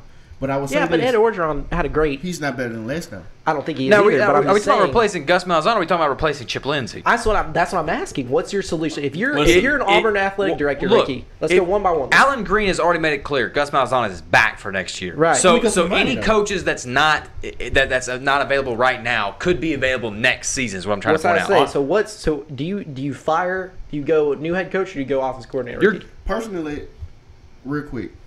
I'll keep Gus because Auburn is the middle child. If you got 3 kids, Bama is the oldest, and Georgia is the youngest. Auburn's stuck in the middle. Mm-hmm. Because at any year they can be either one of them like they did last year. Right. And they get all the recruits to beat and compete with anybody. But consistently, they could not compete with Georgia and Alabama on a consistent. And it's because of one reason. I mean, what is that reason? It's the head coach. But it's the head coach. If you look at the history of Auburn, they just can't compete with those 2 programs. But you look at the recruiting classes, they're getting the recruits, Ricky. Because we had this discussion earlier. You can get all the recruits, but you still got to have the program. They got the facilities. They've got the fans. They've got the recruits. The one thing, look, quit trying to ignore the elephant in the room, Ricky. But it's Gus Malzahn. Nobody has Saban, though. All these programs going through something. You're right. No, and I'm with you with being realistic. But Auburn can be better than what they are right now. You think they could be consistently better than 9-3? Well, look, they're not going to be 9-3 this year. They're going to be 7-5. This team is going to be 7-5. After they take a loss to Georgia and Alabama, they will be 7-5, and they will be playing in the Independence Bowl, probably against the UAB. Probably against UAB. We get another call? We have another call. We have another call. You're on Under Review. Go ahead. Under Review Live. Go ahead. What? Under Review Live. Go ahead. State your name and where you're from.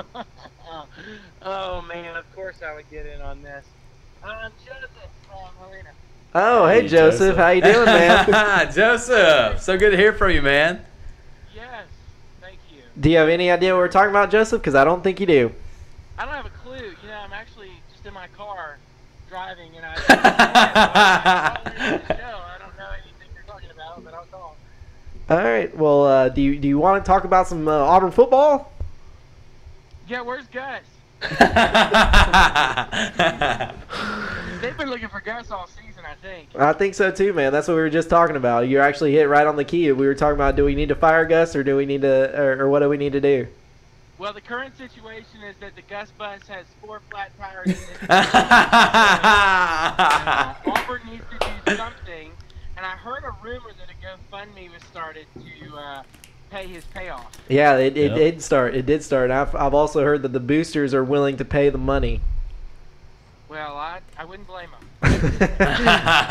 All right, It's been a Joseph. rough season. Well, thanks for the call, man. Appreciate you, Thanks for Joseph. having You me. have to call in Have fun, weekly, guys. okay, from now on, and just not know what we're talking about. Goodness gracious. Great.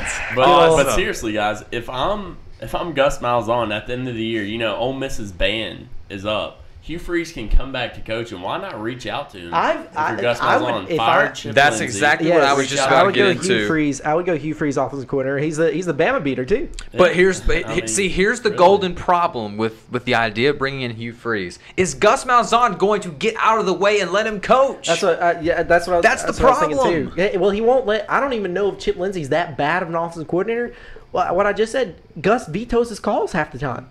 He will not get out of the way. He is too. Gus wants to be an offensive coordinator too bad, not just a head coach. You got to let the offensive coordinator go through it. I agree that you have some of that with Lane Kiffin and Nick Saban of Nick Saban vetoing some stuff, but at the same time, Right. he also let Yeah. Lane Kiffin transform that offense. So in other words, what you're saying, Gus don't know how to basically adjust. Right. He Yeah. wants to play his offense. He doesn't want to play anybody else's. Even if Chip Lindsey, who knows? Chip Lindsey could be catering the offense to Jarrett Stidham. But Gus keeps vetoing it and saying, no, we're going to run it like we've always been running it with a dual threat quarterback, or we're going to run it like we have a 5-star offensive line. When, who knows, Chip Lindsey could be trying to disguise their offensive line problems with different schemes. The key to next year for Auburn, does Jared Stidham say? Does he stay or does he make the decision to go pro? Gotta It's go. a weak, He's got to go pro, Yeah, I guess. I mean, Yeah, well, but now, his now draft such a stock weak is quarterback his class. draft stock is so far down Yeah, now, though. yeah. It's so I would have trouble going if I was him. He's got the build and he's got the arm strength and he's shown that he can be accurate. That's a enough. good point. But at the same time, his draft stock has just plummeted this year. At one point, Jarrett Stidham, I believe, before the season and a few games in, of course, after the Washington game and all that, he was projected to at least be number 2 Oh wow. behind the Oregon quarterback Herbert. Right? Is that the guy's name? but I mean, Right? yeah, Both Justin of those Herbert. guys stock and dropped in. Yeah, Justin Herbert's dropped. Yeah, Justin Herbert's from the beginning of the stock has season. dropped Is too. dropped. I think the person that's been helped the most from Stidham and Herbert's struggles, I think, is what's his name from Missouri. Will Greer, Drew I think. Lock. Well, Will Greer, I of think course, Will Greer but I is think the Drew guy. Lock. Well, I think Will Greer was going to go first round regardless. Okay, But I okay. think if you're Drew Lock, you now can put yourself in that conversation of first round quarterback as well, because Jarrett Stidham's stock has dropped, and of course also Herbert's has dropped. So I think Drew Lock enters that conversation, but of course Will Greer's in that conversation. Will Greer will probably go number I 1. just said he might be. the He will first probably person. go number 1. So Jacksonville. this is a good transition, guys, into our next game that we want to talk about: West Virginia and Texas. Anybody watch this game? Man. Ricky, you watched it. What a finish! I just What a saying. crazy What game. a crazy, You talk about game. no defense though. Big 12, goodness. This was Big No 12 defense. defense to a T. This is To a T. Who has the ball last? You're gonna win the game. Mm-hmm. And Will Greer got the ball last. Gutsy call to go for 2 though. I love the Gutsy call. But I love the play. I love what they did there. They got for 2 and ended up winning the game. What? I thought Texas was supposed to have this Texas defense. Look, this great. look. Sam touched on this a few weeks ago. He said that there's no way that he thought that Texas was really back, and that's always the conversation that we have: is Texas back? Are they back? Or Texas is this is a the real worst- contending team? Texas is the worst program in college football history, from the standpoint of. Oh. Wow, From the, what a let me explain. statement! Let me explain. You're gonna really It's take. actually Texas and Michigan, from the standpoint of the overhypeness, right? I would say over the past Yeah. 10 years. Because they Yeah. both. teams. But if you think about their At this history, they one of the two most winningest programs Right. by wins. But championships, which is what we go by, how many do they have? Michigan has 1, Texas has 3. Right. I mean, come on. There's no So excuse for overrated. Texas. As much money they have, That- as the much facilities, The richest program as the much facilities, college talent they facilities, have the in the state of recruit. Texas. As I say, the recruiting Yeah. in Texas. They They have should be doing Bama doing now. They should be doing why that. aren't you? You have Houston's coach Tom Herman that just recruited people away from Texas. Mm-hmm. Yeah. Get them back into Texas. Pull them back in. You are literally in the state. But I think you could definitely see Jalen Hurts go to Texas next year. Oh my gosh. I think you could definitely see it. Because Jalen Hurts is going to transfer. Everybody knows he's going to transfer. I mean, there's no reason he shouldn't. I want the best for the guy. But I could definitely see him doing a Miami. I could see him going to Miami. But that's speculation that we have. Miami sucks, by the way. What is going on there, Ricky? We're not talking about Miami right now Jalen Hurts is from Texas. As I say, he's from Texas. And you see they've got a running quarterback right now in Sam Ehlinger. And I think Jalen Hurts is better than Sam Ehlinger. Look, is anybody going to argue that? We can sit here and we can sit here and play the speculation game of where Jalen will land because we don't even know if he'll transfer for sure. Anyways, I think that if there was any doubt that he was going to transfer, that he would have transferred before his 4 games were up this season. Yeah. I mean, wouldn't you think if he really wanted to go somewhere, wouldn't he have already went? But but at the same time, I think that you have we're talking about this Nick Saban effect. I think Nick Saban talked him into kind of being a playmaker for 1 more year, staying with commitment. He may get 2 of them. Look. I think, but you have I think you do. I think that's a Nick Saban effect. I think Jalen Hurts is a yes man. I do too. You know what I mean? Totally like I agree. All right, He's so a yes on man. that note, we can move on. We're gonna move on. We're gonna talk about one more game. We're gonna talk about UAB dominating Texas San Antonio this past weekend. Was it 52-3? Is that the final score? Yeah. Is anybody supporting our school, man? Huh? Is anybody supporting our school? Supporting high school? Our school. Our school? Yes. Yeah. Yeah, absolutely. What do you mean? Because we're rooting for Bill Clark. I'm just saying, for them to have 1 loss, you hear nothing about it. Okay, you're talking about national wise. I mean, local and national. I don't hear anything. I think local. You see a lot of. I've seen a lot of local jocks people tweet about it and talk about it, and I've seen a lot of kind of. That's social media. I mean, like when you go out, but you don't see it much on TV. Even you don't see it even on the local news and stuff as much as you would think. You heard more about when Lane Kiffin led them to a 10-3 record last year. And that's talking about FAU. Yeah, talking about FAU. And you hear about what UAB is doing this year. Right. It's basically your second year back. Well, I'd say you have Coach Clark. You have Coach Clark be nominated for Coach of the Year. Should win it. He should. I don't see another reason. I mean, can you argue? They're gonna probably get it Brian Kelly though. I mean, I'm giving Cole looks like he wants to argue with me. I'm like, wait, you trying to argue that? I'm not. He's not. He's laughing at my face. I just love the look Stephen gave me. He said, Cole's looking at me like this. No, because that's the support I'm talking about. I just love I just love how Steven just anytime he makes a statement on this show, he looks at me for reassurance that I'm not going to come at him. I'm looking. No. It's not reassurance. It's more of like I'm ready to do battle, so I'm waiting on something to come out. Game face. I'm waiting on something to come out. He gets that game face. I'm like, he's all right, go ahead. I'm waiting on some argument to come here. I'm just ready. Ready to hit him with stats. Look, I thought Coach Clark should have got it last year. Mm-hmm. I thought he should have got Coach of the Year last. But this year, there is nothing that can keep him from getting it. If they win the West and the conference, I will say that there are some guys out there that could potentially win it. Could win Coach of the Year. I think Jim Harbaugh. You know, that's what they there's been a lot of pressure on Jim Harbaugh. As I say, he's finally winning the games that he should have won. Finally winning the big games, and if he beats Ohio State, I think he rivals Bill Clark for Coach of the Year. I can see that. 3 coaches: Harbaugh, Clark, and Brian Kelly. Brian Kelly, you can get, but Brian Kelly. But Brian Kelly's already won Coach of the Year, and that was the year that they obviously got the little against Alabama. You know what I'm saying? So I'm just saying. I'm just saying. Look, clapping. I mean, no, I'm signaling that's a booty tap. You know, that's what happens. Is this the booty? You know, just something, whatever you want to do. Anyways, Brian Kelly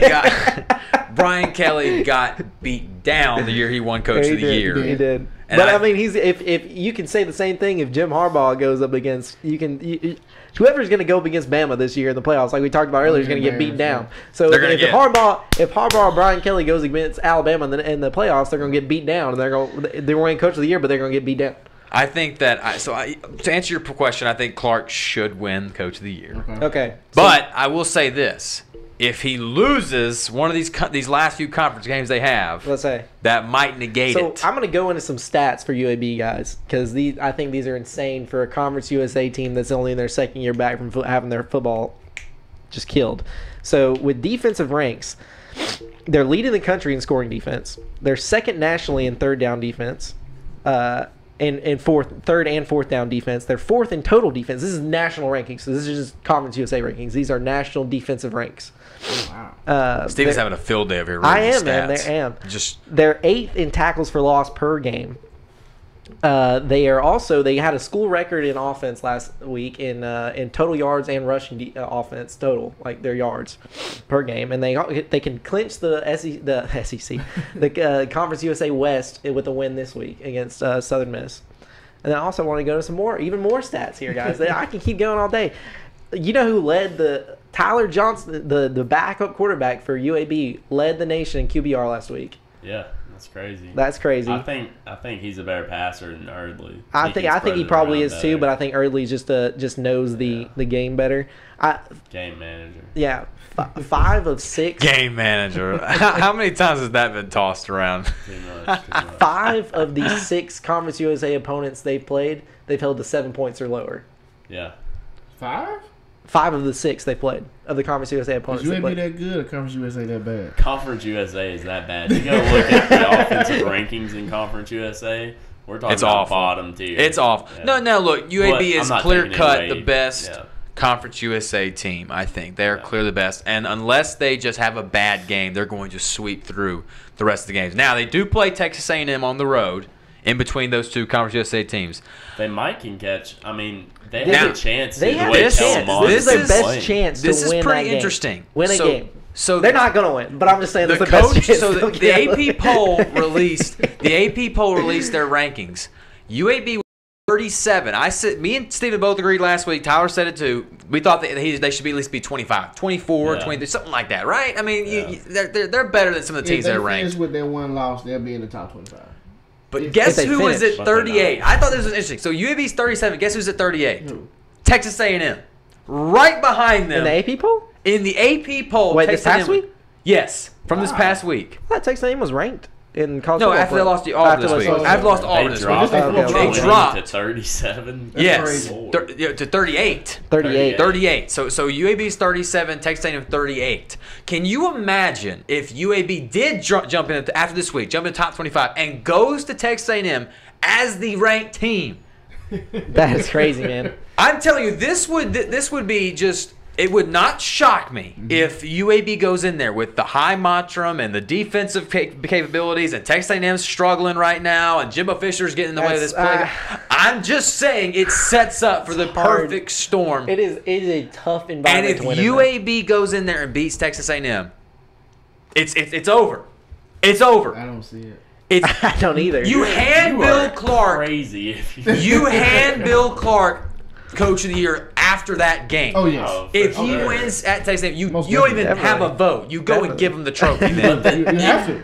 The talent level between the two teams is ridiculous. Like, they don't have the quarterback. Like, honestly, Tyler Johnson probably gives them the best chance because he can sling it around rather than AJ Erdley. No, and again, I'm not proposing they're going to beat Texas A&M. I'm just saying that this theoretically, it's just great. It's just great content to talk about because you got Texas A&M obviously ranked behind them, struggling. and they're struggling. I mean, to say the least. I mean, I would love to see they couldn't Bill even Clark catch Florida last year when they played them in Gainesville. And Florida was a bad team last year. And even UAB's best shot, Florida just was too much. UAB's better than they were. They're better this year. Well, they are definitely better defensively. Than last year. Yeah. Definitely better defensively. But Texas A&M this year is a lot better than that Florida team they played last year. Yeah. So you're right. The talent gap between SEC and Conference USA, huge. You could argue Conference USA is the worst division in football, right? I mean, conference. Well, you got the MAC. yeah. You got, I don't know. Who's the best team in the MAC? Is it Boise? No, Boise's not in the MAC. Boise's in the you talking about the WAC. That's the WAC. MAC, WAC. So Boise's obviously the best team in that one. So who would be the best one in the? those teams? Who would be the best team in the MAC? Toledo? Let me. Toledo or somebody like that? I'm gonna guess and say it is Toledo, but I'm gonna look up the current MAC standings. No, we beat Tulane. We beat Tulane, didn't we? UAB. So you got Northern Illinois, Central Northern Michigan, Illinois, Bowling Toledo. Green, Ohio. They're normally Miami, the best. Ohio? Normally, who was that good quarterback for Northern Illinois that played for them a few years back? Oh, was it Lynch. yeah. Was that? Oh yeah, that's right. Lynch, Paxton yeah. Lynch. No, Paxton Lynch played for Memphis. It was another There was Lynch. another Lynch, yeah. Oh. A poor man's Tim Tebow. Yeah. He was fantastic. I'm searching real quick for him. But That's right. I forgot about Lynch. But I mean, I don't know. You got Florida Atlantic. They're okay this year. Jordan Lynch was his name. Florida Atlantic is Jordan they've been Lynch. terrible so far this year.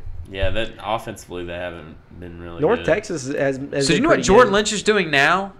Selling car insurance. No, he is playing. He is playing for the Chicago Bears Special teams?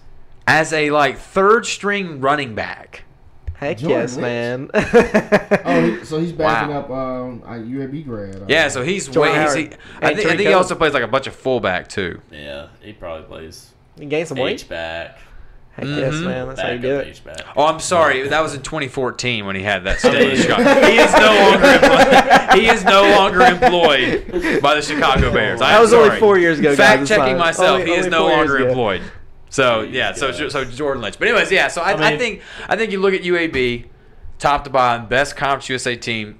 They'll go on the lose Texas A&M. Maybe they'll keep it a little respectable. Maybe it'll be like 38. They're close. Maybe it'll be 38-17. Maybe it won't be bad. You're talking about, they play Texas A&M 2 weeks. They play Southern Miss this week. Should win it. Should lock up the West side of Conference USA. Should win the division. And then the East side, you're talking about either Middle Tennessee or FIU. Both sitting at 6-3 overall. Middle Tennessee 5-1. I think Middle Tennessee has a good chance to win it. They usually have a pretty decent football Now, has team. at UAB least. played either one of those teams yet? They played. They didn't play Middle Tennessee or FIU, right? Nope. No.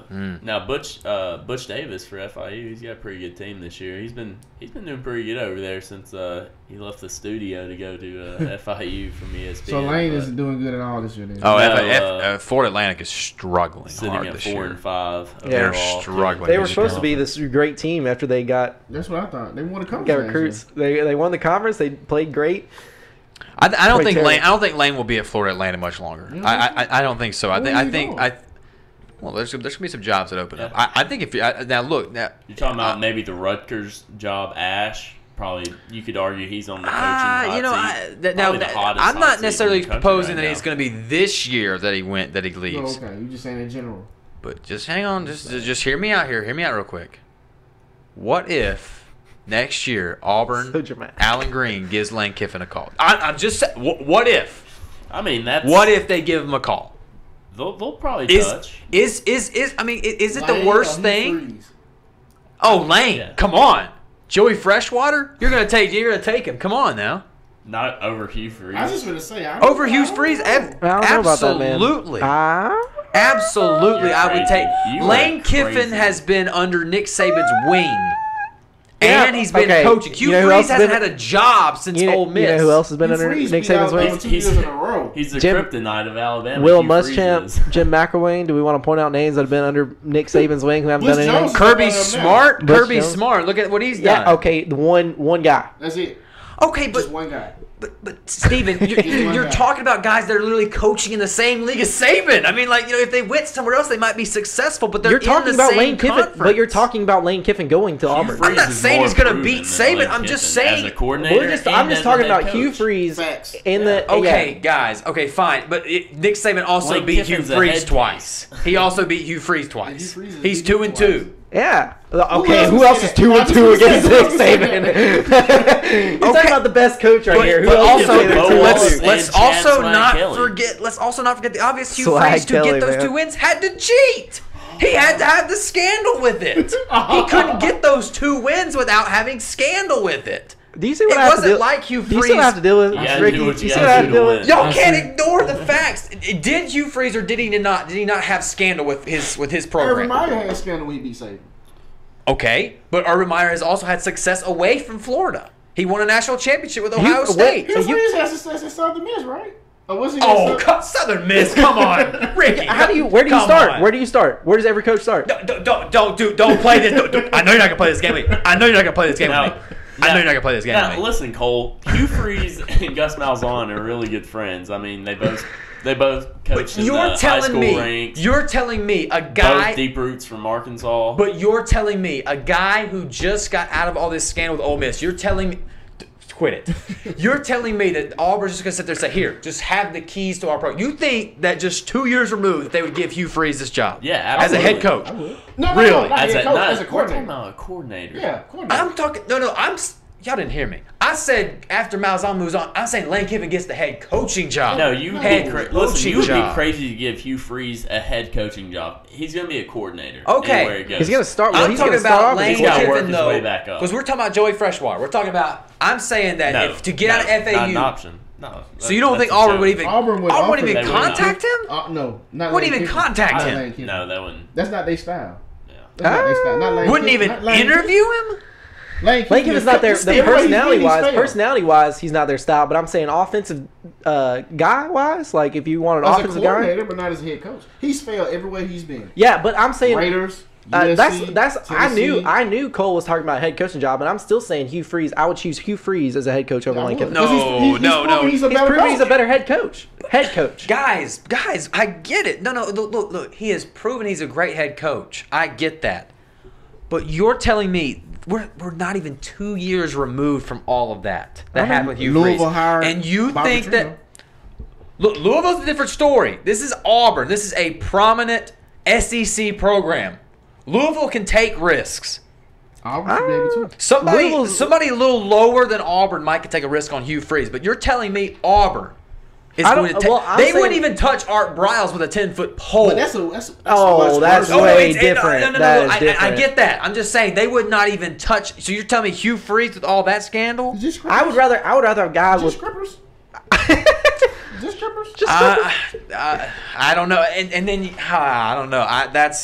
Look. We're digging into some deep water here, but I'm just saying I don't think Auburn would touch Hugh Freeze as a head coach. I think offensive coordinator is a stretch. Oh no, I think offensive analyst is more of the route they might be going. But I think what you're gonna have to do before he becomes a head coach is you got to see him as an offensive coordinator somewhere. Mm-hmm. So he's not going. I'm not saying he'll come out and be a head coach immediately. I'm not saying that. I'm saying he will be an offensive coordinator somewhere, and then he'll move into a head coaching job. Answer the question next season, not 10 years from now. No, I'm not saying Lane Kiffin. Season. Again, I'm not saying he's going to be the coach. I'm saying you don't call him.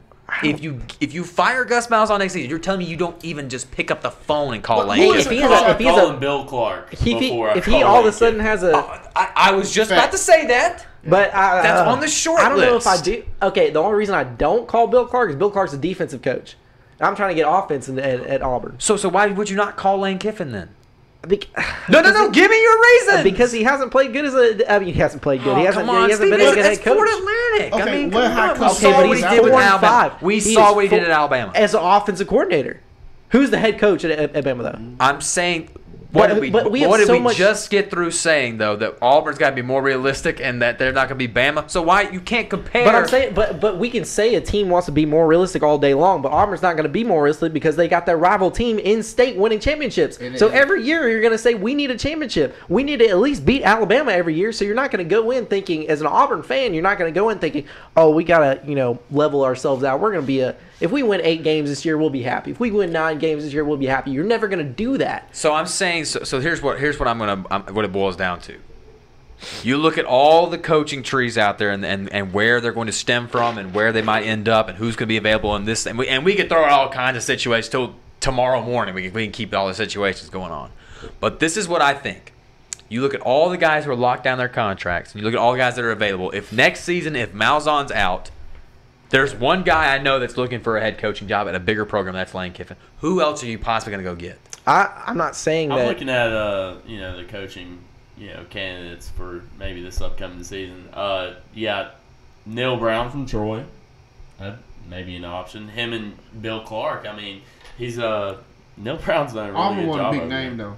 Yeah, I understand. If you want a sexy hire, there's no sexier hire than Lane Kiffin. There's no sexier hire than Lane Kiffin. I don't even know if that's. Look. He had one good season at FAU. He's 4-5 at FAU I'm right just now. saying, Steven, at FAU. If your goal is to make noise, he got fired from USC. But we know that was a different. It wasn't because of his coaching. He left Tennessee. It wasn't because of his coaching. Now. What was it? It was because he couldn't keep his ego intact. Well, he had it intact at FAU. Yeah, look at what he did. Have you seen his Twitter? Oh, come on. Don't get in on Twitter. But I'm saying, I'm just. Jim Harbaugh tweets. And he went fine. But he doesn't tweet like Lane Kiffin. Lane Kiffin also goes I on beg these to differ. shows. Jim Harbaugh directly went after and subtweeted Paul Feinbaum for something he said. Don't give me this crap. Every coach that's on Twitter is doing it for a certain reason. What about Lincoln Riley? You think they'd reach out to him? Cleveland Browns. Oh boy. No, and he's right. Now they are going to reach out to Lincoln Riley. There's no doubt. Why would you go from Oklahoma? Why would you go from Oklahoma to Auburn? That's more of a. If anything, generously, that's a sideways move. Why did Jimbo Fisher go from Florida State to Texas A&M? Better facilities, more money. Auburn can do that. Absolutely. Auburn can give them more money. Auburn can give them better facilities. Auburn can give Lincoln Riley what he wants. Money and pressure though with Jimbo. Oh, absolutely. Too much pressure. A lot of pressure at Florida State to beat Clemson. And the money. Yeah. Absolutely. Yeah, but I think just for that contract alone, you got a lot of pressure on you. You got pressure to beat Nick Saban every year at Texas A&M. I mean, I know you have more pressure at FSU. I mean, I'm not saying necessarily. In the SEC West, the hardest conference. That's what I'm saying. You have the hardest division in football, arguably, just because you have to play Alabama every year. 2-3 games a year. Right. You're not expecting it. I think Jimbo Fisher. I think at some point they're expecting just the athletic department in general is expecting you to go have a season where you beat Alabama. He just got to be better than Kevin Sutton. Kevin Sutton was an 8-5 coach at Texas A&M. If Jimbo could be 9-3. Lose to Auburn, LSU, Alabama, he's good. Let's play this route. Not for the long run. For the first few years. It's only 7 years, though. That's a long time for a head coaching contract. They're going to give you 4 to get you guys in, and then every year after that, it's you think if he has bad seasons 4 years in a row, he's not going to have bad. Jimbo's a decent coach now. So let's play this game. I'm not saying he's not. I'm just saying. He can focus now. Not get too personal, but I'm just saying. So Nick Saban, I think, is the same kind of way that people look at the Golden State Warriors. It's not that we don't want to try and compete. We just realize that they're just so good. We're just going to stay relevant enough until they fade away, until they go away. So I think that Texas A&M made the 10-year deal with Jimbo Fisher thinking, okay, look, Saban is going to go at some point. And we are going to wait, and when that moment does come where he leaves Alabama and that dominance goes down, Texas A&M can swoop in and they can start taking away some of that West titles. And honestly, that's their thinking. That's how, and you're right. Lincoln Riley, young coach. What's Lincoln Riley? He's like 35. Cleveland gonna throw the bank at him. Cleveland. If I was Cleveland, I would throw a lot of money. They are. Once again, guys, does he want to? Baker. Do what? You can coach Baker. He did coach Baker, and Lincoln Riley would not say that he wasn't interested in the NFL. He didn't say he wasn't, but he didn't say he. He was kind of in between. They asked Dabo a year ago. They said, "Would you ever coach at Bama?" And he's like, "I just don't want to say anything right now. That's so far because in the they future." know that they would take the opportunity if they were given to it. Saban go here running back. He would. Yeah. I don't think he'll come that first year, but a year or two late because that's his alma mater, man. As I say, there's so much pressure there. Oh, yeah, that's what I think so too. But I'm just saying that's another example of the coaches that are saying, they choose their words carefully. Yeah. They pick them carefully. They say, I'm not going to say I am, but I won't say I won't. I'm just going to play this fence right here. You have to play it that way. Because you want the opportunity. You obviously, if you're a head coach, and I think in the back of his mind, even though he's getting up there in age, I think Saban would love another crack at the NFL. I think he would. I don't think so. No, hear me out. I don't think that he'd take it because he's getting to that point where he's happy that he's built this program at Alabama and the dominance, and it just kind of builds itself. So you say he's getting bored?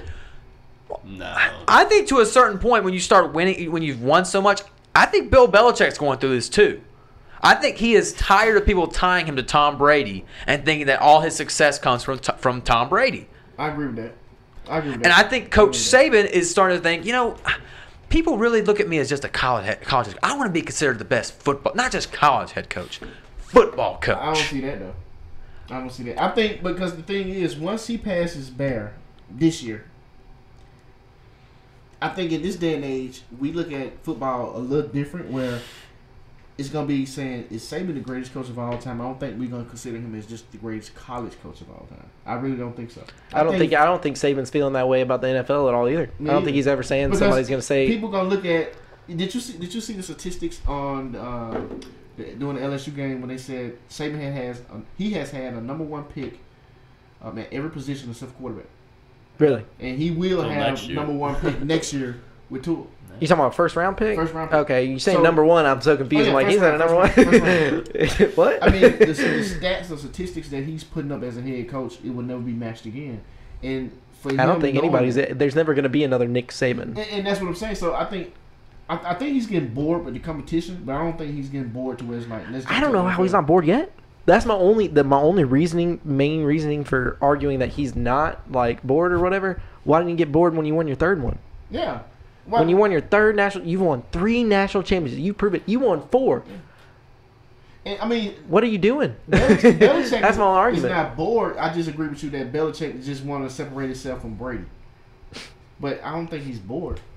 No, and I guess that's not the right way to say it. I'm not saying that they're both bored. It's totally different situations. But what I'm trying to say is I think the aspiration for greener pastures is there for both of them. Same thing about retirement now. Well, I don't think he's thinking about retirement, but Mercedes, he's thinking about business ventures. I don't think he's just like, let me go to this. He's going to be considering at one point, I think he's going to be considering the aspect of broadcast and kind of being on like the set, like, college game days and the SEC networks. I think Saban will be there for sure. Every NFL coach gets fired except for Belichick. Right. And he's even been fired before. All right, guys, so we can talk about Saban until we're blue in the face. We can talk about coaches until we're blue in the face. And I'm sure me and Cole would love to get blue in the face with each other. Sounds weird, but whatever. So let's move on. You said it, not me. Let's move on to some NFL. We talked about the Saints and the Rams already. And I just want to say that the game of the week actually lived up to the hype. It was a fun game to watch. 2 arguably the best teams in the league playing against each other. Falcons ended up winning their 3rd straight game. Me and Ricky talked about a little bit about this before the show started. Falcons offense getting back on track. Julio finally scored a touchdown. They actually played great against the top defense. It was good to see the Falcons get back in stride. And then the last game I kind of want to talk about is the battle of the GOATs is what everybody was calling it. The Tom Brady versus Aaron Rodgers game. Oh, here we go. And to me, I think Brady's a better quarterback overall. I don't think anybody can argue that just from the rings. And I think he is a better game manager overall. He's able to read defenses better. And I also think Brady's always had the better team around him. And I think that was a great example of it. Of this last Sunday was that the Patriots are just a better team than the Green Bay Packers. I think that Aaron Rodgers, I think one of the stats, after the first half, they were showing that Tom Brady had been rushed once, had been pressured one time. Aaron Rodgers had been pressured almost every single time he snapped the ball. The Patriots are just they have a better team surrounding Tom Brady. I'm not saying they have a top defense or anything like that. They don't necessarily, but their offensive line produces. They have a better running game. They're running Cordero Patterson out there, and they have a better running game right now than the It's just a coach, though. It's a coach in the system, though. It's a system. It's a coach. It's Tom Brady. But Tom Brady also makes that system. He also makes that system work because he knows all the checkdowns. He knows the plays by heart. He knows, when he goes up to the line. If you watch how many checkdowns he does, 20 years. That's what I'm saying. If you watch how many checkdowns he does at the line of scrimmage of just looking at what the defense is lined up, they actually showed it on Sunday night, and they showed how Green Bay was actually able to confuse Tom Brady with their defensive schemes. They were lining everybody up on the line like they were going to play like a nickel defense, and they ended up just dropping everybody back. They dropped they dropped the nose guard back in coverage one time just to try to confuse Tom Brady with the coverage. So, in all honesty, can you argue? I think Aaron Rodgers could maybe have more talent than Tom Brady, but I think Tom Brady's just a better quarterback. The argument will always be Aaron Rodgers was the quarterback that never had the talent around him.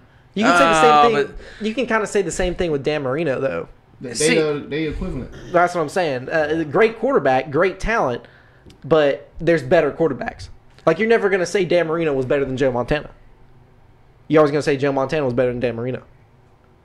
What's that smile for? Are you arguing with me right now? Well, you know my position on this. If you don't know, Steve, I know Cole know. What is that? Montana is the greatest of all time. Who? Joe Montana? Still to this day. You think Joe Montana is better than Tom Brady? To this day. Why? First of all, the competition. When Montana played, the competition was much better in his conference alone. You had the Giants who won 2 Super Bowls with I'm ready to hear this. Go ahead. Keep going. Okay. You had the Giants. I'm ready to hear this. In the decade of the 80s, right? Okay. Right. Go ahead. You had the Giants who won 2 Super Bowls with LT and Phil Simms, right? Uh-huh. You had the Washington Redskins with John Riggins and Dak Cruz. This is where that NFL now is This coming is around. how This is they where say They won 3 Super Bowls also, right?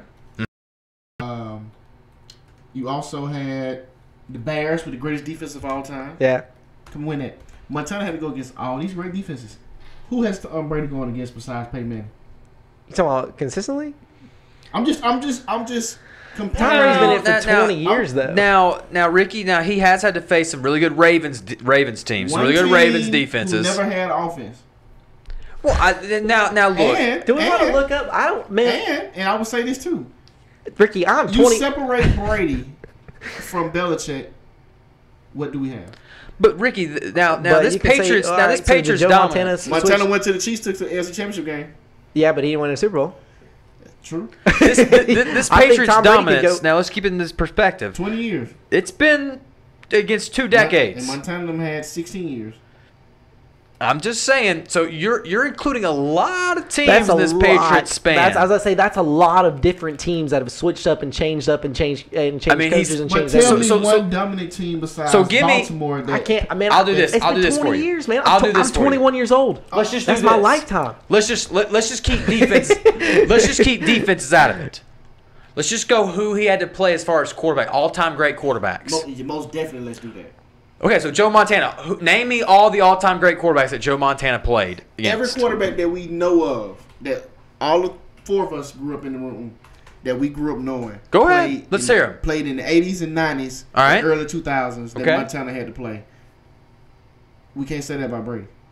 Brady in his Super Bowl faced Jake Delhomme. Okay, so we're just talking about Super Bowls alone. Oh, we can go Super Bowls, playoffs, or we can go errors. You want to go errors? I just want to say the competition of quarterbacks in that time. Marino, Elway.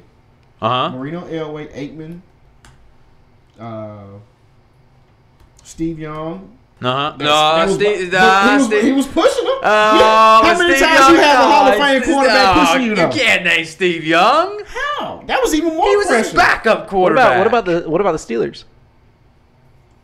Brady had to go against the Steelers. No, we're naming quarterbacks. All right, so look, so you named me Elway, you named me Marino, you named Aikman, Moon. Oh, okay, I can give you Moon. He's in the Hall of Fame. He held this up. Kelly in the Hall of Fame. Yeah, Ryan Kelly. 4 straight Super Bowls. Jim Kelly. Jim Kelly. I'm sorry, it's not Ryan. Jim Kelly. I was like, what? I mean. Yeah, but okay. All right. Phil Simms won 2 Super Bowls. Don't give me Phil Simms. Right, let's go quarterbacks. Let's go all-time great quarterbacks that Brady's played. Drew Brees. Peyton Manning. He's played Drew Brees. He hasn't played Drew Brees Drew consistently. Brees is playing in his time. We're saying in his time. You're saying he played every single one of those quarterbacks during that time. Joe Montana played that. So while Drew Brees, Peyton Manning, Ben Roethlisberger. You can say Eli in the playoffs. No, well, Eli's gonna be all time. It's Phil Simms. To Montana. Okay, I'll take Eli off if we're talking about Phil Simms. I'll take Eli off. Okay, take Eli off. Who else we got? Help me out here.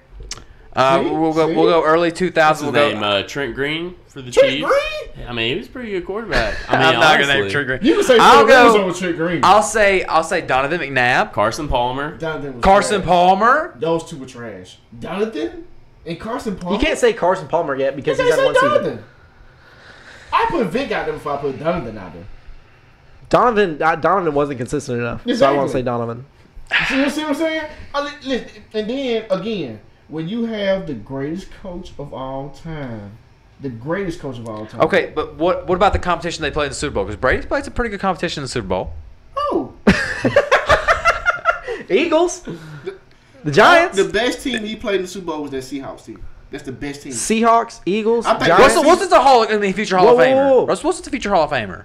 Oh, come on now. Not yet. Whoa. Okay, wait a minute. Now, you know what? You've been listening. We both listen to the same guy, and I know you've been listening to him a lot. Cowherd. I know. He really has. Yeah, he's about Russell Wilson. I know. But he is. He's a Hall of Fame. Y'all don't think not Russell yet. Wilson is I think he has a potential, but he's not yet. He's not close. He's not close.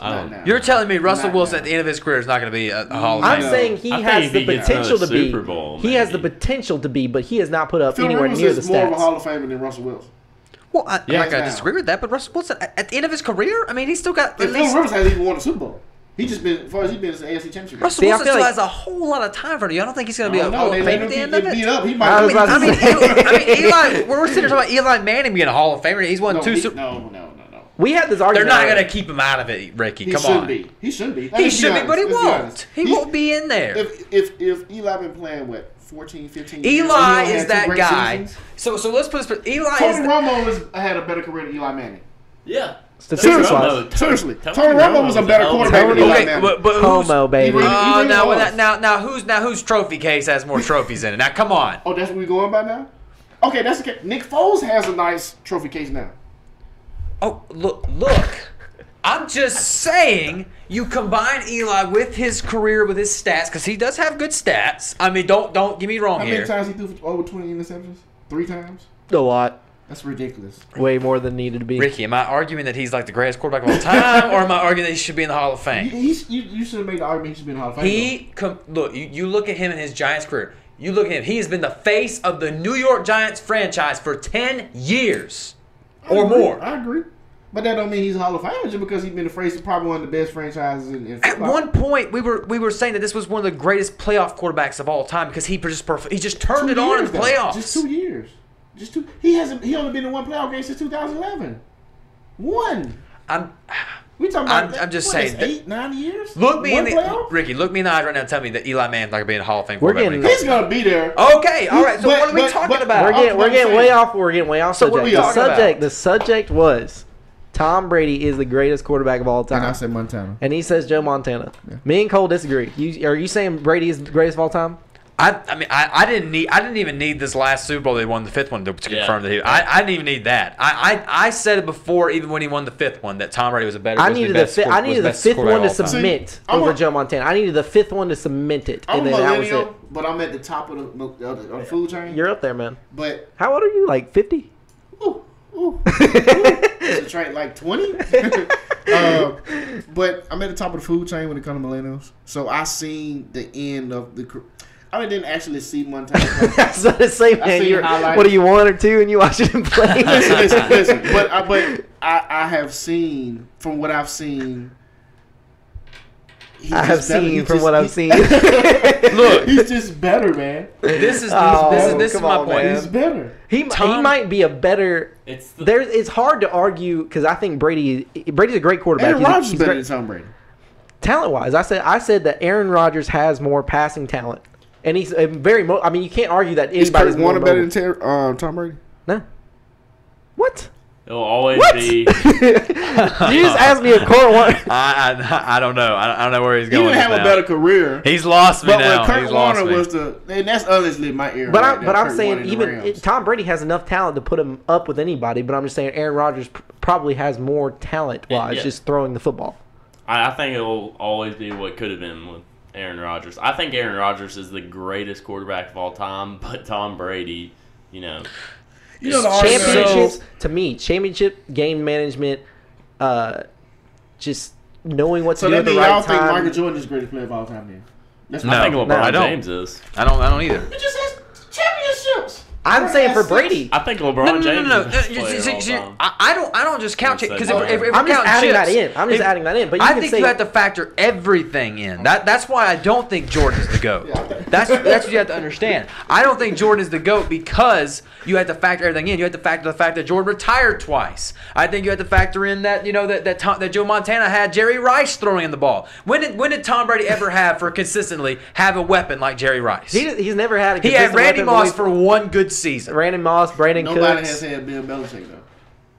Yeah, but nobody's had Jerry Rice. Okay, but you can't say that because Joe Montana had Bill Walsh. The argument you can make he for had Bill Brady. Walsh, and Bill Walsh didn't just take Joe. And not only that, he proved that not only could he win with Joe Montana, he could also win without because he took Steve Young and won a Super Bowl. Boom. So was Joe Montana really that great, or was Bill Walsh just carrying him to these Super Bowls? So you telling me Bill Walsh was considered the greatest coach of all time until Belichick came? No, Joe Lombardi is the best head coach of all time. I think that Bill Belichick is right there. Hands down, Belichick though. It's not even close. I think yes, he will be better. I think it's still up for debate. Use this scenario. What if you put Aaron Rodgers with Bill Belichick? That's what Tom Brady. That's what everybody's been trying to. That's what Tom Brady kind of said. He'd throw for 7,000 yards every year. He'd throw insane. I don't know if he would. It's a different system. It's a different system. Not only this, Mike McCarthy throws the ball 50 times a game. Hey, and let's throw this out here. The weapons. You put Rodgers with arguably the greatest tight end of all time. Yeah, but what receivers necessarily but does Tom Brady have? This. You have to remember this. I mean, how uncoachable has Aaron Rodgers looked at times? How bad of a teammate has he looked? I mean, with Brady, he is consistently. I don't think Bill Belichick would really like to have a quarterback like Aaron Rodgers. Because if you look at it, Tom Brady's that guy who's just going to listen. He's a very coachable player. He's been watching Colin Cowherd a little bit, man. Well, no, but but you can just see it the way that Aaron. I mean, look, he calls out the coaching staff and calls out players. He's very cryptic with how he criticizes his players and how he criticizes his teammates and his coaching staff because he won't say it. Specifically, but he's actually saying it. You're like, well, did he just call out? You ain't see Brady call out Bill. Brady's called out some people before. Yeah. Not the way Aaron Rodgers has. He don't call him out publicly, but on the sideline he does. Well, Tom Brady's going to bark publicly where I'm like, that's kind of a shot there. Look, Tom Brady is going to fire people up on the sidelines, no doubt. I'm 100% with you. He is going to get in your face. He's going to try and fire you up. If you make a bad play, he's going to make sure you know you did it. But Aaron Rodgers is that guy that after in the press conference when they ask him, so what happened today? But you're using a lot of this on the Ty Montgomery thing. But that's a great example. I know that is a great example. That is it's a good example of what you're saying. But I'm saying that has that happened consistently. Besides Ty Montgomery, where have you seen it again from Aaron Rodgers? Because I can't think of a time, honestly, besides the Ty Montgomery thing, where he has specifically called out one player and he said, "This is what happened." Or he's saying, "This is this is on him. This is what happened. I've called out the play. It should have been this way." Now look, I didn't do all my homework here. If you want me to, I'll go research and find all the times Aaron Rodgers has found. But I'm just saying, off the top of your head, I can't think of Aaron Rodgers doing that. But just look at some of the things that look at the. I guess the glamour of Aaron Rodgers and look at the bad blood. I mean, he wouldn't go home and visit his family like for Thanksgiving and Christmas holidays. We're talking about. I was going to say, man, come on. Just saying though, just keep it here with me. I'm just saying, I don't think Aaron Rodgers is as much of a team guy as Tom Brady is what I'm trying to get to. But it's hard to argue that about Tom Brady for anybody, though, because Tom Brady's consistently, we've seen him take pay cuts. We've seen him do this stuff for the Patriots in general. But I'm saying... When has Aaron Rodgers done that? But when has anybody else besides Tom Brady? That's my point, is when has anybody else besides Tom Brady said, I'm going to take a huge pay cut? That's why I think he's the GOAT, is because not only is Tom Brady willing to do that, willing to bring in pay cuts, but look at some of the talent he has to play with. I mean, he's throwing to guys like James White. He's throwing James White. Two things on that. But you can take a pay cut when your wife worth $500,000. You've been saying this for 7 weeks now. James White is good. He's made good because of Tom Brady. No. In any other system, we wouldn't even know who James White is. In any other quarterback, you would not know who James White is. I kind of agree, but at the first start, but now you put him anywhere, you would know who James White was. Yeah, because Tom Brady's made him into the guy he is. What was James White before? But I'm saying we could also say that about Alex Smith and Patrick Mahomes. Alex Smith made Patrick Mahomes who he was. We just talked about this. We just talked about this. Listen. We just talked about this earlier on the show. I said that Patrick Mahomes would not be as great as he is now if he didn't have that year under Alex Smith coaching him up and telling him. Under Alex Smith? What has Alex Smith done in this league that's going to lead his division right now? What is he doing in the playoffs though, Ricky? What does Alex Smith do in the playoffs? Boom. Was it coming out the Super Bowl year? Or was it the year after the Super Bowl? Now, hold up. I can't remember this so long ago. You talking about the 49ers? With the 49ers. Oh, okay. Well, that was like one of the most stacked rosters we've ever seen. But, I mean, he's leading the division. Nobody expected Alex Smith to be leading that division right now. Now, wait a minute. Now, hold on a second. You thought... Was Alex Smith quarterback that team, or was that Colin Kaepernick quarterbacking that team? That was Alex Smith. Okay. It was the next year, right? Yeah. Okay. Yeah. So that wasn't in the playoffs, then that was in the regular season, correct? No. Wait a minute. Yeah, that's what I thought. Alex Smith in the playoffs because he got hurt and Colin Kaepernick had to take over. No. That's right. Next year. Alex Smith has never had production in the playoffs. Look at those Kansas City Chiefs teams. We are way off topic. We started off. No, you wanted to bring this up. Hey, you wanted to keep on topic. You shouldn't have brought it up. You saying Alex Smith made Patrick Mahomes what he is? I'm saying Patrick Mahomes is good now because of the fact that he had a year under Alex Smith. Mentoring. Now, Ricky, this is going to get real good. Because you know what this man said a few weeks ago? He said, well, I'm not really impressed with the Saints win over the Redskins because Alex Smith is garbage. That's exactly what you said. Alex Smith is garbage this year. But now he's mentoring Patrick Mahomes into this great quarterback. How long is Smith? All right, first of all, We have 32 quarterbacks, right? Huh? We have 32 quarterbacks, right? Yeah. Alex Smith falls between I'm saying 12 and 15. Ooh. Yes. Everywhere he's been. Last year, I'm saying this year, he has had some garbage games. I want Steven to define a good quarterback. He thinks No, Eli really. Manning's trash. Let's do this right now. Let's do this right now. Okay, argue that Eli Manning this year is not garbage. He's been trash. Give me an argument that Eli Manning's not garbage. I didn't say his whole career. I said this year. I think it's just the lack of talent around him. It's always been. Odell, Saquon. The offensive line. The offensive line. He's had it is bad. For the past 5 years, has been the worst in the NFL. I'm not arguing. Can we just admire Tyler is like gone full like WWE like, and in this corner. I'm saying this year. I'm not arguing career-wise. I'm saying this year. I'm not going to make an argument that Eli Manning's not great his career. Because there's not an argument there. I love the way Tyler's holding this mic right now. Look, he's not even in the shot for his camera. He's like way out of frame. I love it. Shot composition. No, look. no shot. That's from the 42. Yeah, there. CBS 42. Oh my god. Anyway. No, so look, so let's play this game. Let's go ahead. You know, we've already went over our time anyway. We're way So over. let's just play this game real quick.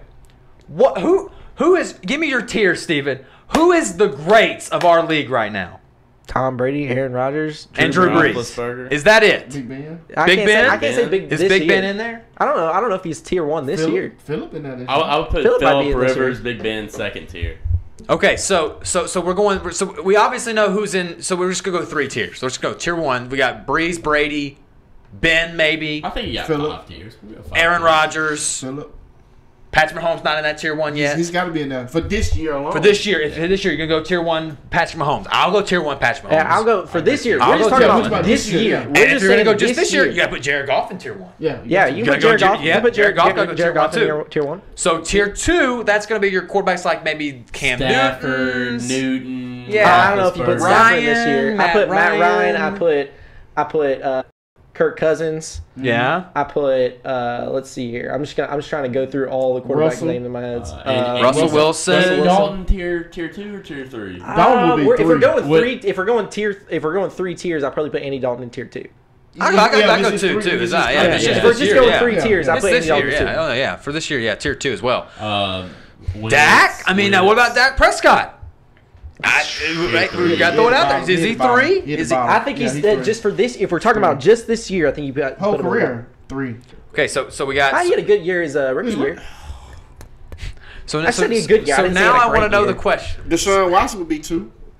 Yeah, he'd be 2. I think you put Deshaun Andrew Watson. Luck. Andrew Luck, you might can put Andrew Luck 1 for the year he's having. The thing with Luck is he having good numbers, but his team's not doing well. Yeah. Right. So it's how you balance that out. So he's The so team- he's tier 2, right? See, I don't know. It depends on how you. I would put Andrew Luck tier 1 just from the year he's having this year. Okay, I'll if play- we're going off that premise, I'd put in Kirk Cousins tier Yeah, 1. yeah. And then He's Cam having Newton a in hell of a that. year. Yeah.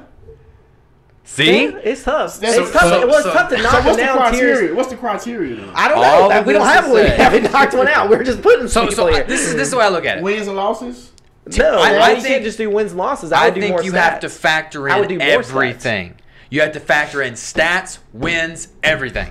Okay. Cole is physical. when he QBR, talks. everything. So if But you all lost- this- Well, that's the case. If you lost more than 2 games, you automatically got to be either 2 or 3 then. All this to get back to. What tier is Alex Smith in, Steven? I'd put him in 3. 2. 3. I would put him in 3. Okay. Have So you seen? Okay, just because of the games he's had 3 games where he's been god awful. Like he can't throw the ball. Yeah. He's had 2 or 3 other games where Adrian he's Peterson is been tearing it. average. Yeah, I know. He's had 2 or 3 other games where he's been average. So where this you can put him man- tier 2. this There's man been 3 just- games. Cole, what did No. he do against the Saints? And I'm No, not. no, no. The Saints defense isn't bad. What did he do? I just want to say it. I'm just going to say it real quick. So you're telling me that a guy who you just said is in tier 3, molded This for year, a season. Are you okay? This He year he's in molded tier 3. Patrick Mahomes into what he is. I didn't say okay. Patrick Mahomes doesn't have talent. From him though. That's I'm not saying basically what Patrick he's Mahomes didn't have the talent to be where he is now. I'm saying that if you put Patrick Mahomes in his rookie season If you did it like you did the 5 quarterbacks you drafted first round, if you did him like any of those and started him, he would not be anywhere near as good as he is right now. I agree with that. That's what I'm saying. If he hadn't sat out for a year with Alex Smith. Yes, I'm not saying Patrick Mahomes would have been garbage with terrible, and I'm not saying Alex Smith made him into a 29 touchdown quarterback. I think it makes a huge difference. I'm saying give him a year to learn NFL coverage, the NFL defense, and NFL offense. Get adjustment to the speed of the game and practice. You took it from me saying that Alex Smith molded him into the greatest quarterback. No, Alex Smith didn't do that. I'm saying that's how it sounded when you said it. But I'm not saying that. I'm saying that Alex Smith was the reason Patrick Mahomes. I'm saying that a veteran quarterback like Alex Smith, who has proven he can win games and proven he can be a good quarterback. Not this year, to me, anyways. Okay. He's proven he can be a good quarterback in the past. He can at least show a rookie quarterback how to read defenses and how to play NFL teams and how to play NFL offenses in general. Because obviously, college offenses are much different than NFL. Especially the offense he ran in college. Right. Because most of those offenses. So that's what I'm saying. I'm not saying that Alex Smith said, "Here, Patrick Mahomes, this is how you be a 29 touchdown quarterback. This is how you throw for what is he throwing for 2,900 yards? How many yards? 2,900? Yeah, I'm not saying that. That's amazing. I'm not saying that. I'm just saying there's a big difference between if he started rookie year with nothing. Like you're putting all these other quarterbacks in. Fair enough. All right. Well, I just want to make sure. Hey, you say some things on this show that kind of it blows my mind sometimes. So I just have to make sure. I just have to make sure sometimes. It's because I care so much. So Sam Darnold's still going to more Pro Bowls than Saquon, right? No. Yeah. No. I said no. Hey, look. Steven is just loving. He's just loving that Sam Darnold and the Jets are just struggling right now. He's loving it because I said one comment to him about Sam Darnold. They should have made a play and got him, the guy from Denver. Who? Demaryius Thomas? Because Darnold has anybody to throw. Look, has anybody to throw to. Sam Darnold is fine.